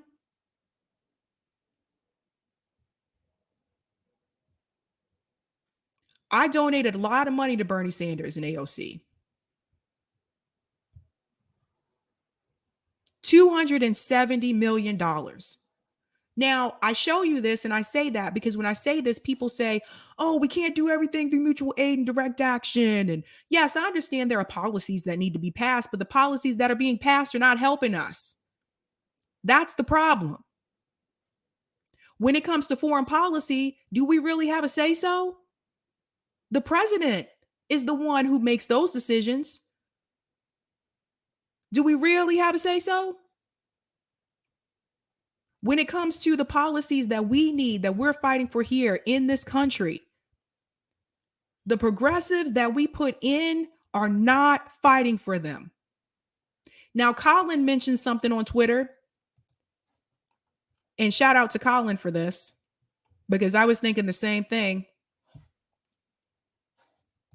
He's going to talk about inaction and the things that they could be doing with their platform. AOC has millions of followers on Twitter. What she could be doing with her platform. And Colin says this, AOC, you have over 12 million subscribers on Twitter.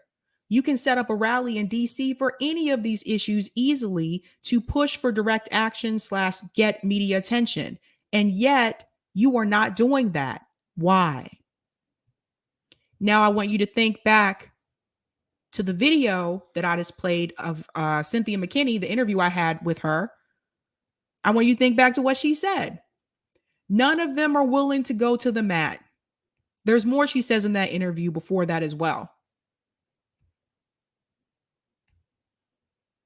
So when I tell people, stop donating your money to Democrats and Republicans and start donating your money to mutual aid, do you see the impact it could have had?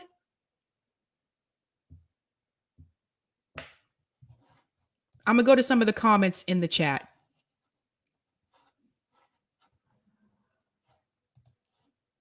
Greg Bruce says they're not even a squad. They don't even vote together. These hacks know that. These hacks know that too. SMH, 100% agreed. Thank you so much, GW, for the super chat. Socialist Alternative is definitely the political org to join if you believe in revolutionary socialism. However, it's not a talk shop like DSA. Most branches of DSA, at least. So be serious. Yeah, don't even get me started about DSA. Thanks so much for the super chat, but do not get me started. That's a whole nother stream. Thanks so much for the super chat, Jimmy Dore. This is not Jimmy Dore, by the way. What is happening with MPP and Nick Brana smells exactly like what they do to every grassroots organization. Infiltrate, accuse them of racism, sexism, and weaponize #MeToo. Thanks so much for this super chat as well. This is what happens to anyone who gets to the left of the Democratic Party. They called Bernie a sexist. They ran hit pieces on my. They ran hit pieces on my when I did force the vote. Same playbook. This isn't Jimmy though. I don't know who this is, but thanks for the super chat. Thanks so much for the super chat, The Traveler. Democrats actively renege on every single policy that would help Americans. Also, Dems. Moderates lose their re-elections. Dems. Shocked Pikachu.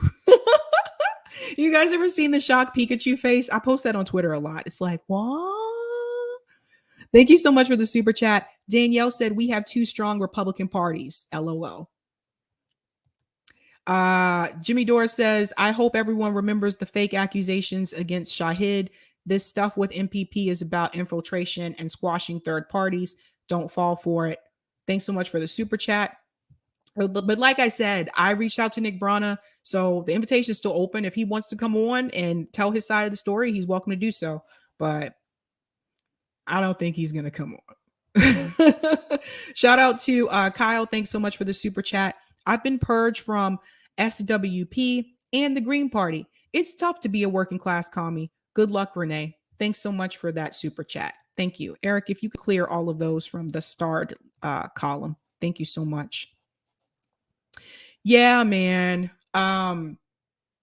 This is why I tell you it doesn't work. And CJ was spot on. And Cynthia McKinney is spot on. So I am going to focus on getting people out of this duopoly. And we're trying to shake people and wake people the fuck up. You have to wake up. So you don't want to deal with MPP. They got their issues. You don't have to deal with MPP. You can still vote for independent candidates. You can still vote for Green Party candidates. There are other things that you can do. But again, I think the focus should be 80% on direct action mutual aid and 20% on electoral politics. And we've been doing it the wrong way for a long time. And that's part of the reason why people don't get the help that they need in this country. $270 million that we could have used to give to mutual aid instead. I'm disgusted.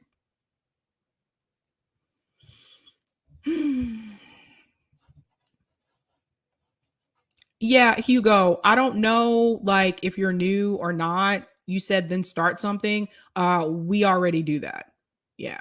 So everyone again, please definitely follow Rome's tour for the poor. Like I said, Rome goes across this country, giving food and clothes to homeless people. He was just in California. Now he's coming to Orlando next, and he'll be over here with me in Boston, I think April. So definitely contribute to Rome's tour for the poor. Another thing that you can do is CJ also has his mutual aid group. That's on Twitter. I gotta find the link for that. But you guys know we talk about this on RBN all the time. So we have links at the bottom and everything where you can help and contribute, or you can get involved. So if you maybe you don't want to donate to Rome's tour for the poor, maybe you want to start your own mutual aid group.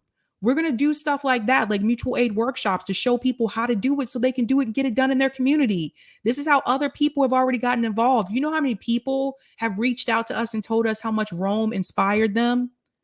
You can also help with Afeni's organization in DC, Freedom Fighters. And she'll be here also this weekend for the Women's Summit. And she's going to talk about that. So there are a lot of people out there doing good things and actually trying to help the people. The problem is they're not given the platform to reach as many people as possible. So we need to make sure that we spread that message for them. Okay, go ahead. I'll put up Rockfin and I can go ahead and read those. Thanks. Thank you so much for the tip on Rockfin, Roger Meadows. Renee being from New York State, New York City, and I'm going to guess Brooklyn. What everybody not from Brooklyn. What I'm about to say pertains to all the New Yorkers and your New York audience. So listen up, New Yorkers, you all are going to love this. Check it out. I was on a Zoom call earlier today and found out that New York State Senate passed a bill called the Democracy Preservation Act by veto-proof majority that would bar or ban not just foreign government officials and heads of states like that ballot initiative in Maine that Kira from Hardlands Media back in December talked about, but it would go further by also banning and barring corporations and super PACs with any type of foreign investment. This is important, you guys. Financial ties and interests whatsoever from donating to New York politicians in their campaign. Did everybody just hear that? I think they can lobby, but they can't speak with their money. They didn't record it, but they'll have the transcript soon. When you have that, if you could send it to me, that'd be great. I'll send it when I get a chance. Oh, yours. A company like Uber and Lyft, even though they are American-born companies, have foreign investments. Which would bar and ban them from donating to political campaigns, be it directly or through a super PAC. The bad news is it would not ban big money in elections in New York. Oh, that sucks. Where did I go? Oh, in New York State, period. Just those with foreign financial ties. The other bad news is it would probably bar Co-op Ride from donating as a company also, due to the fact that we are trying to launch in Italy and Russia, but that is okay. As long as there is an even playing field and Uber and Lyft has to stop dead in their tracks, it means we have the chance to probably catch up to them and surpass them soon after. Matter of fact, this can stop all corporations dead in their tracks in New York State, allowing new businesses using the cooperative business model to catch up and surpass. Not to mention the fact that New York State legislature has an anti-corporate streak itself, where they show our business model as a cooperative deference. Holy feces, do you realize how big this feces is? All that is needed now is the assembly to pass it and the governor's signature. But if we can pass it by a veto-proof majority in the assembly, we won't even need her signature. It's already... Oh, I don't know where I went.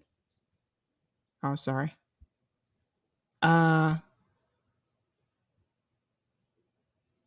okay, I see. You're trying to scroll down. It's already a law. Don't think the banks on Wall Street located right here in New York State have financial ties abroad as well.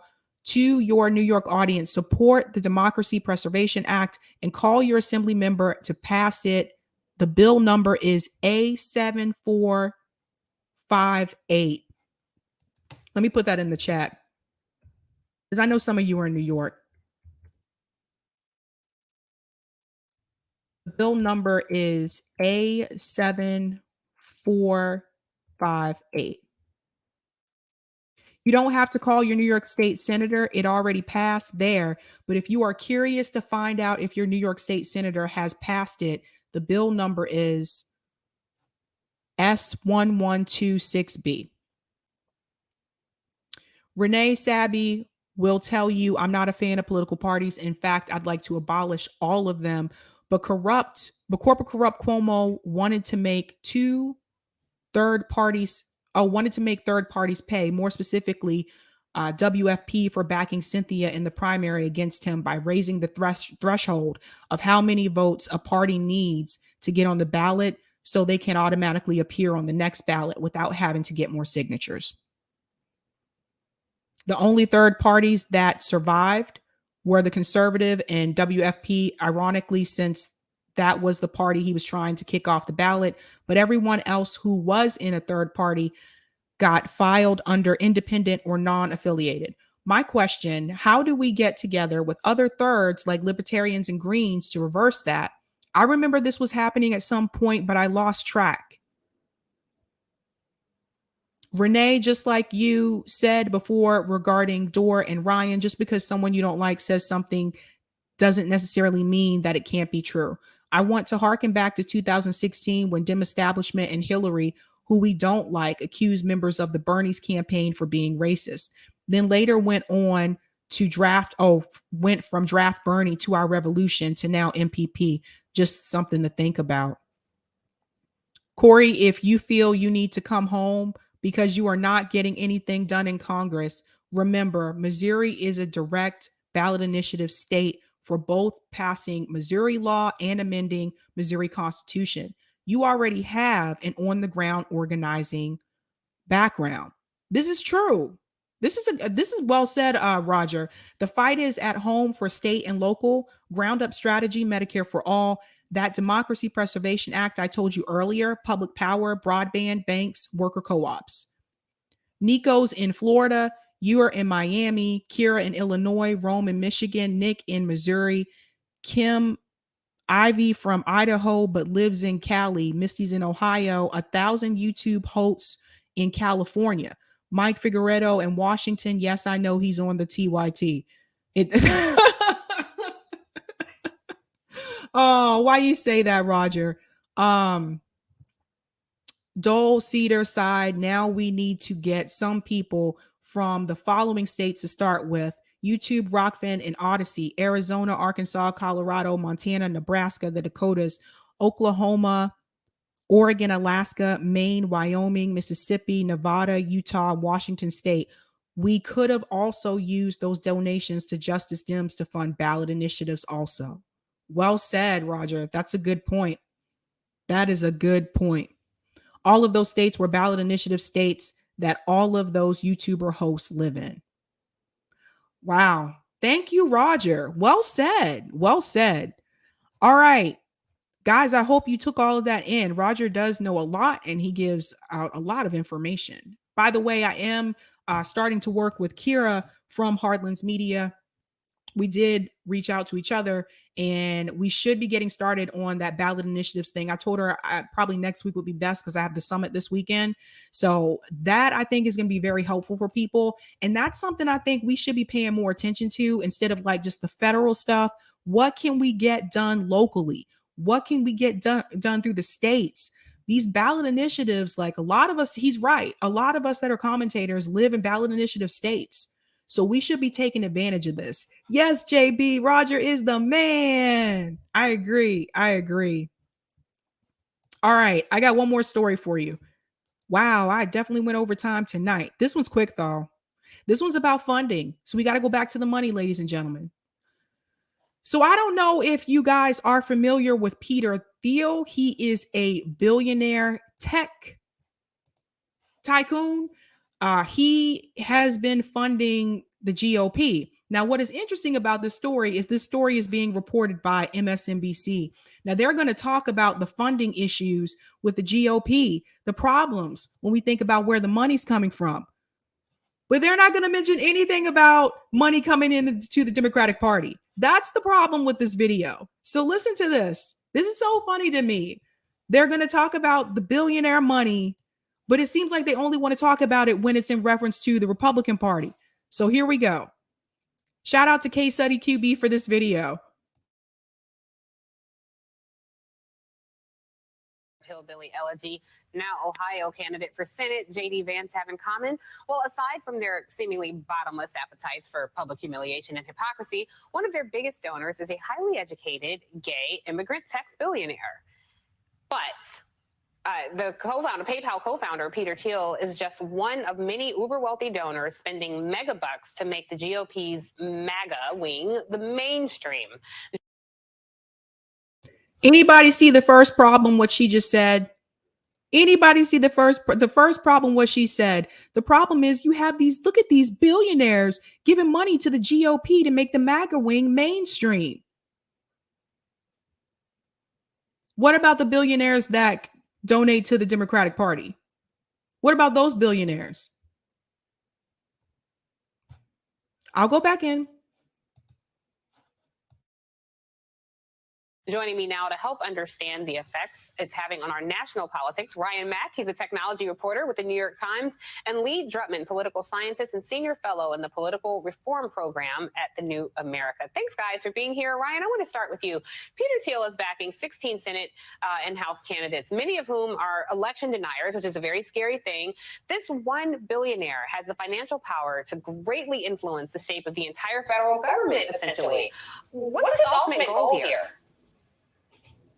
So he's really stepped up his donations this cycle heading into 2022, the midterms. And ultimately, what we've been seeing is he's really shaping the face of this kind of MAGA movement in the country. Beyond President Trump, you have candidates like you mentioned, like J.D. Vance. You have another of his, a protege of his, someone who works for him, Blake Masters, who's running for Senate in Arizona. You have Harriet Hageman, who's running to unseat Liz Cheney in the Republican primary in Wyoming. So he's really trying to push forward this agenda, this MAGA agenda, heading into 2022 for the House and for the Senate. Which is interesting. And, you know, Heyman just got that endorsement from House Minority Leader Kevin McCarthy as punishment, essentially, for Liz Cheney's participation in the January 6th committee. And I think Peter Thiel's worldview is quite interesting, honestly. Some of the things that he said, he called a South African apartheid, a sound economic system. It's kind of wild. Lee, this brings me to you. You studied this issue specifically, and Thiel's giving is just making up a small fraction of the hundreds of millions of dollars that will be pouring into the party. And it makes me question our democracy, as did Congresswoman AOC this week. Take a listen to what she said, and then I'll ask you about it on the other side. Now, when you listen to what AOC says, I want you to go into this just keeping in mind that they aren't really still criticizing the real issue. They're focused on the fact that there's money coming in to the GOP from a billionaire who's trying to expand the MAGA wing of the Republican Party. They're focused more on the MAGA part instead of being focusing on the part that there's billionaires giving money. Listen to what AOC says. You have, white nationalist reactionary politics starting to grow into a critical mass. And so what we have is the continued sophistication and takeover of our democratic systems. And your concern is that we will look like what nation? Any nation in particular? I think we will look like ourselves. I think we will return to Jim Crow. I think. Check this out, guys. So she says, you have a white nationalist reactionary politics starting to grow into critical mass. And so what we have is the continued sophistication and takeover of our democratic systems. What democratic systems?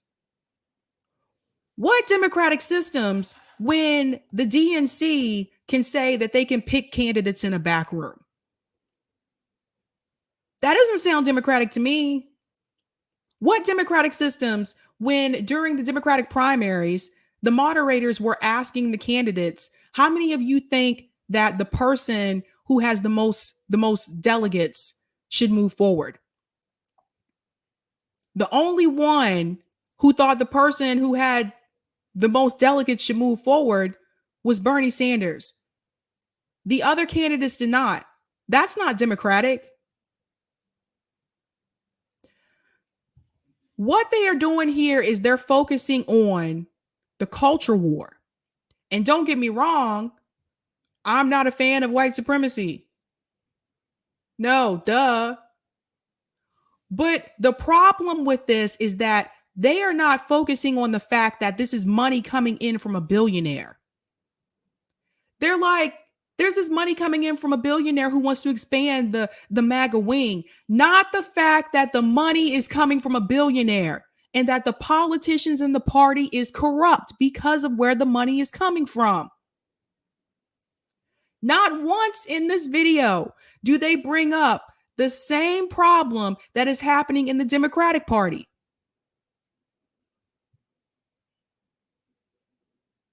I'll go back in. That's what we risk. You know, it's really interesting because AOC was essentially saying that we won't be a democracy. We'll be looking like a democracy, but we won't be a democracy. You know, Peter Thiel wrote in 2009 that he'd come to no longer believe that freedom and democracy are compatible. Your take on this, and is AOC right about wondering if we'll still be a democracy? Well, it's certainly a threat. I think there are a lot of folks on the far right who have a very different vision of how this country should be governed and who should be governing it. And Peter Thiel, certainly based on his statements, interesting is one word for them. I would say a liberal, authoritarian might be another set of words that could describe them. And in our political system, in which private donors can basically decide who they want to see in office and give those candidates millions of dollars so they get a head start, that is a real threat to our political system. He says it's a real threat to our political system, but our political system has been doing this for years. Is it a threat when it's done through the Democratic Party? Is it? This is the problem that I have. Like, this is why you'll never see someone on one of these shows who is going to counter this, who is going to point out, but the Democratic Party does the same thing. Are you going to call them out? Look, I don't need to care about Peter Thiel, but if you're going to point out what's happening with funding with the GOP, you want to point out those billionaires, make sure you point out people like George Soros, who gives money to the Democratic Party. Make sure you point him out. Yes, JB's right. The hypocrisy of it all. Like, I wonder how many people sat at home watching this and didn't pick up on the hypocrisy, didn't pick up on the fact that what they are trying to do here is they are trying to paint the Republican Party as being the bad guys for taking billionaire money when the Democratic Party's been taking money from billionaires for years. Joe Biden is notorious for taking that money. Nancy Pelosi is notorious for taking that money. I don't see them calling them out.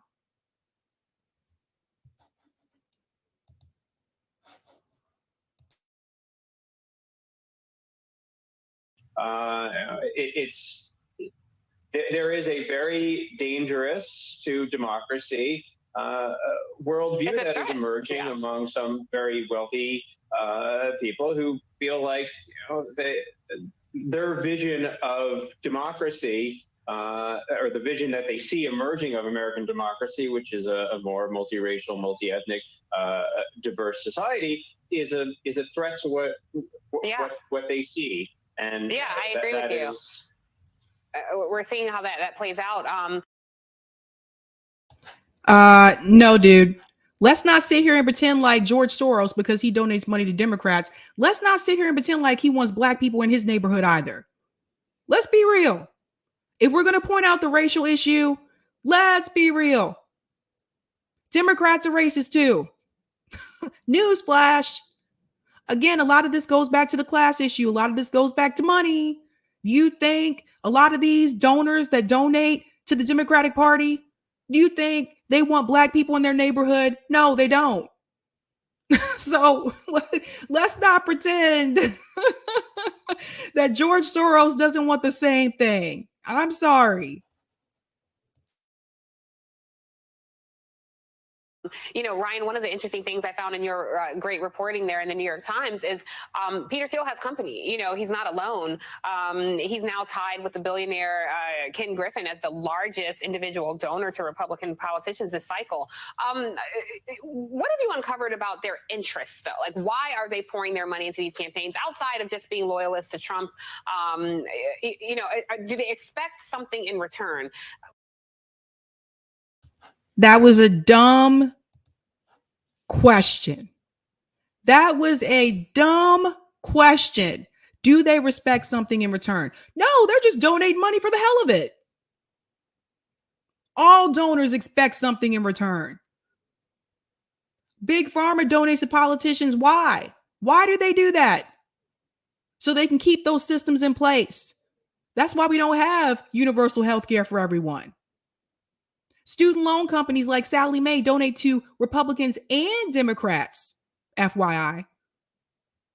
And you wonder why they won't cancel student loan debt. I can't believe she just asked that question. Do you think that they expect something in return? Duh. You think someone's just going to donate hundreds and thousands of dollars to a party and not expect that party to uphold their interest? That's how it all works. So when I tell you that both of these parties are connected to Wall Street, are owned by Wall Street and these corporations and these billionaires, believe me. They're talking again a lot about this Peter Thiel. Where's Mike Bloomberg? Why does Mike Bloomberg donate to some of the businesses and some of the parties that he donates to? The same person that they tried to pump up for president. They didn't want Bernie to win so bad that they were willing to get behind stop and frisk Bloomberg. That's how desperate they were. At the end of the day, they would have rather had a Republican win than have Bernie Sanders win because they really don't want anyone in that's going to do anything for the people. They want someone in that is going to keep the status quo. I can't believe she came with these talking points. Another interesting thing in other reporting is that Kristen Sinema gets a lot of funding from GOP donors. Senator Manchin gets a lot of funding from GOP donors. So you have to wonder, is this a quid pro quo? She keeps calling them GOP donors. Just call it what it is. They're donors, period. They don't just donate to the Republican Party. They donate to other causes too. One of them could be the network that you're sitting on. I would actually separate Ken Griffin from Peter Thiel. I mean, Ken Griffin, it donates to a lot of traditional Republican PACs, whereas Peter Thiel's, most of his donations have gone to two candidates in Blake Masters and JD Vance, two people that have worked for him. They've received $10 million each to their PACs from him kind of seeding their campaigns. But to go back to what he's looking for, really, he's looking to institute a new kind of worldview in American politics, whether that is the stifling of immigration, to ending the Fed, to promoting a kind of more nationalist, anti-globalist worldview. He says you can't put Ken and Peter in the same category. Yes, you can. They're both donors. They are both donors. Put them together. Because at the end of the day, they're going to look out for their wealth. They're going to look out for people of their class. I don't know why she brought these guys on to answer these questions. I don't know why she asked the questions that she did, but I think this is one of those things that people who may not really be paying attention, you can be sitting at home on the couch and watching this segment that Case Study QB posted. Shout out to Case Study. and not pick up on the fact that what they are trying to do is to scare you into the fact that there is a billionaire donating to the GOP to expand the MAGA portion of the GOP, and that you should get afraid and be worried. And in order to prevent this, you should go out and vote for Democrats. You should go out and vote for Joe Biden again. That's what this is all about. But someone who is paying attention and someone who knows about the money will look at this and say, seriously, are you not going to call out the billionaire donors that donate to the Democratic Party? Really? The same ones that push forth Jim Crow Joe, Crime Bill Joe? Who's done more harm to the Black community?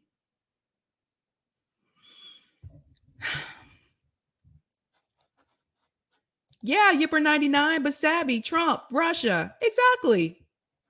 There you go. There you go. Case study. Shout out to Case Study QP, guys. He's in the chat. JB said, how is AOC better when she gives money to corporate Dems who get their money from these same billionaires? Follow the money, guys. They're all connected. Thanks so much for the super chat, Roger. Go back to Rockfin. Quick, wrong bill number. Oh, okay, I'll do that real quick.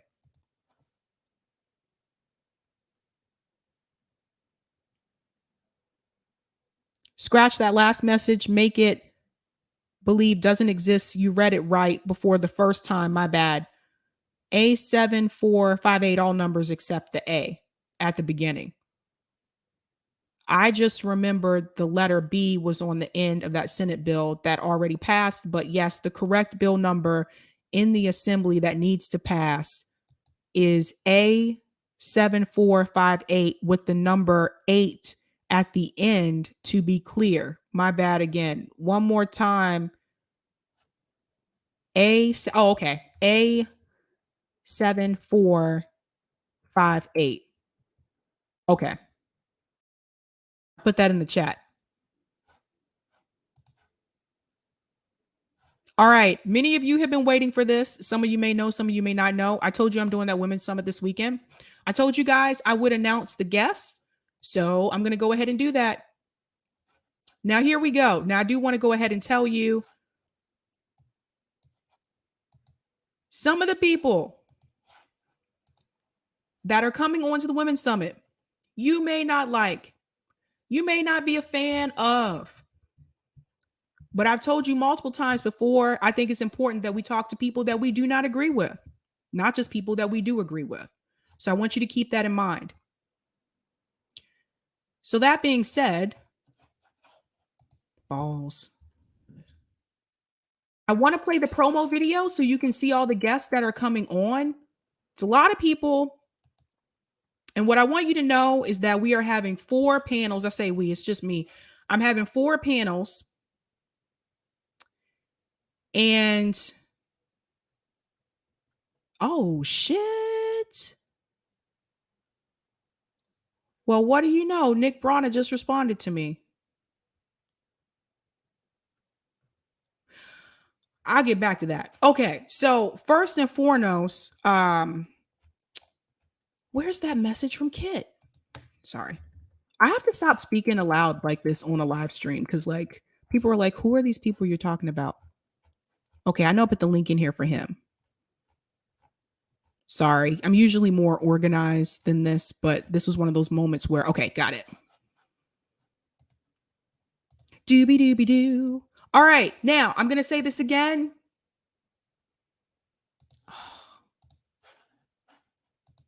I'm clumsy tonight. See what happens when I have a night off? Yes. So here are the women that are coming on for the Women's Summit. There are 4 panels: women's health, women in the workplace. Those are going to be Saturday. Women activists and violence against women will be on Sunday. So I am very pumped and excited. Like I said before, you may not be a fan of everybody coming on. You may not like everybody coming on, but they are coming on this weekend to talk about those 4 things. So there are 4 panels. People are put on different panels. where their expertise lie. So just keep that in mind, because I don't want people to be like, oh, I don't like this person. Ew, I don't like, that is not what this is about. I think it's important that we talk about the things that come together on the issues that we do agree on. I think that's very important. So without further ado, now that I got everything straight, see, this is why I can't take days off, man. I be all over the place. All over the place. All right, ladies and gentlemen, here are the women who are coming on to the Women's Summit 2022. This is the first annual Women's Summit. I'm really excited. Guys, I put in a lot of work for this. So look, that's pretty much it. I put in a lot of work for this. So here we go.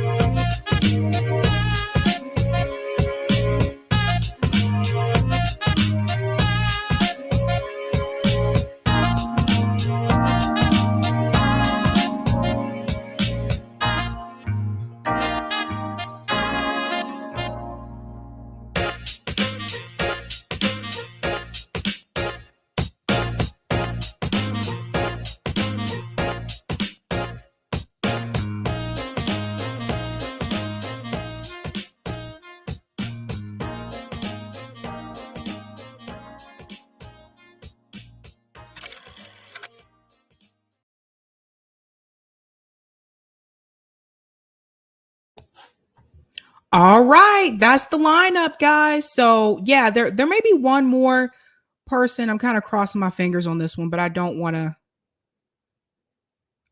say anything unless I know for sure. But Dr. Victoria Dooley did want to come on. She had a scheduling conflict, so she won't be on, but she's going to do a video response to one of the panel questions. So that'll be great also. So again, the panels are women's health. That starts at 7:15 on Saturday p.m. And women in the workplace is 8:15 p.m. on Saturday. Sunday is violence against women. That starts at 7:15 p.m. And women activists is at 8:15 p.m. Some of them you can probably figure out who's going to be on which panels they're going to be on if you know their situation. But one thing I do want to tell you is some of the things that we will talk about may be rather sensitive. For example, the violence against women's panel are for those of you who, you may have issues like hearing this kind of stuff. It may be triggering for you. I do just want to give you a heads up about that. Some people are going to share their personal experiences, but more so how we can help other women who may be in these situations. It's also about domestic abuse, but also emotional abuse, which I think a lot of times doesn't get discussed. And how can women effectively get out of those situations? Because it's not easy to get out of them. Women in the workplace, that one's a big one. We need to know, we're going to talk about why women make less than men, why we are often not offered promotions. And Sarah Lasheter will be on that panel, and she is a negotiations expert. She wrote a book called Women Don't Ask, and she is actually going to tell us how we can defeat that. It's not necessarily easy to do, but there are ways to go about it. So you're going to hear from women on that panel different situations that they've had in the workplace. You guys have heard about my situation on here. And I think that's going to be important to hear. The women's healthcare panel, that one is also especially important because for those who do not know, there are health situations that women have in this country that are often ignored sometimes. And when I was doing the research, some of the statistics that I saw about women's health in the United States, considering we're one of the wealthiest countries in the world, it was really shocking. I'm sure some of you are going to figure out health insurance might have something to do with that. But there's more to that as well, how we should be taking care of ourselves and we're not.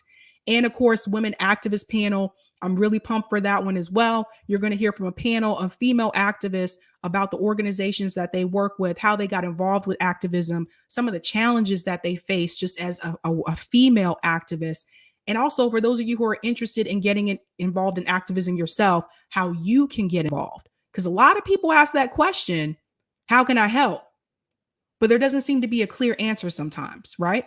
So should be good, should be fun. I'm excited about it. I like to educate people. So I hope that you walk away from this weekend feeling like you were educated in some way, shape, or form. Thank you so much, Jean. Wow, Sabby, what a bunch of ladies. Yeah, thanks so much. Thank you so much. So a lot of us over at RBN, like we like to do summits. We like to do panels. I believe CJ just announced it today. There's an International Solidarity Summit that is happening over at RBN. We're not right now, but it looks like that will be in April.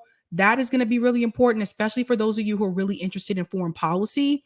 You'll get the opportunity to hear from people abroad about some of these issues instead of hearing it from MSNBC or even like us. To be honest, we don't live over there. We live right here in the United States. So I think that is going to be really, really, really awesome. I'm excited. I'm pumped. I'll probably show the promo vid again on Friday night because for anyone who missed this one as well. Thanks so much for the super chat, Ashura. Emma and Anna got no invite. You're going to get smeared. Oh, thank you so much for that super chat. Yeah, so that's a good point. One thing to consider, if you don't see someone on the summit, that doesn't mean they weren't invited. I invited a lot. I reached out to a lot of people, but also because I am a small channel, I don't have a lot of contact information for people who are bigger. Like a lot of the bigger channels, I don't have their contact information. So if I had no way to contact them, then they weren't invited. But a lot of people were invited, but at the same time, I kind of had a deadline in reference to responses and how many people I can put on the panel. There's a limit on StreamYard. I can only have so many people on here at once. And then also it's just, like I said, like I have a small channel. So a lot of people, like, they don't know you or they don't have an introduction. No one introduces them to you. They won't come on or they just won't respond. A lot of times that's how it is. But I think it's a good group. I'm interested in the conversations that's going to happen. Again, we don't agree on everything politically. We don't all have the same political ideology. But when it comes to women's issues in this country, these are some things that have been ongoing issues that just don't seem to change and don't seem to improve. And these issues don't really have anything to do with electoral politics. So that's the kicker here. These are things that we can try to solve and fix without going through the electoral system. So it is what it is. Thank you so much, Jean. You should be excited. Wow, what a bunch of ladies. Thank you so much for the tip on Rockfin, Jean. Thanks for that. Thank you. Yeah, man, I started reaching out to people in December. So the planning's been a while. Like it's, you coordinating people's schedules and stuff like that. It takes a while to get everything set. So I'm excited. I'm pumped. Reef is going to produce with me. Eric will be on vacay. So Reef will be here and it should be a really good time. So yeah. All right, guys. So I think I didn't do the Black History Spotlight. My bad. Hold on. Let me do that. And then I'm done. I went way over time. Eric, I'm so sorry. I don't know what happened here. All right. Tonight's, and I don't know why it's like that. All right. That's better. Tonight's Black History Spotlight is Miss Katherine Johnson. Some of you may already be familiar with her if you saw the movie Hidden Figures. So let me go ahead and pull this up.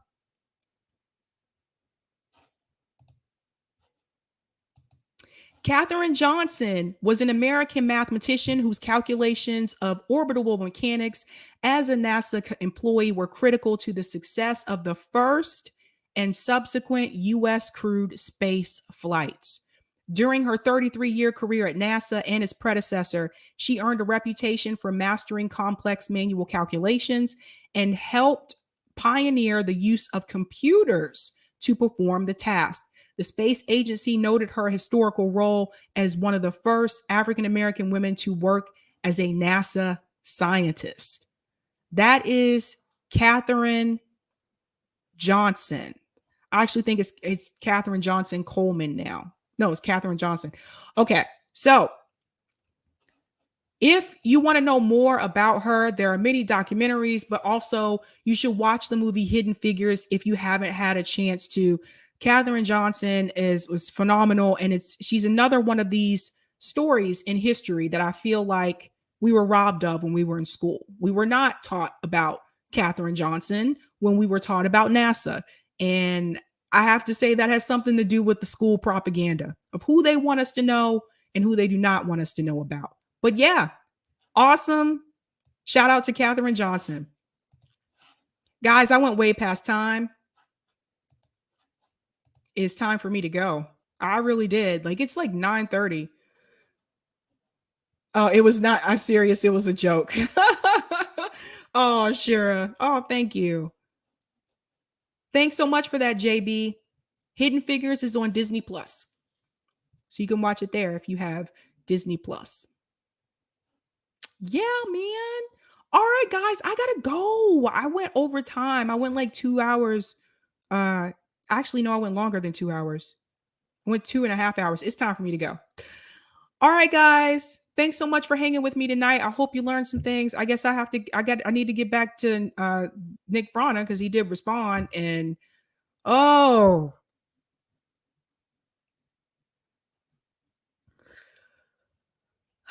this is something. This is something. All right, guys. Have a good night. Uh-oh, I skipped my thing. Oh, here it is. Have a good night. Keep up the fight.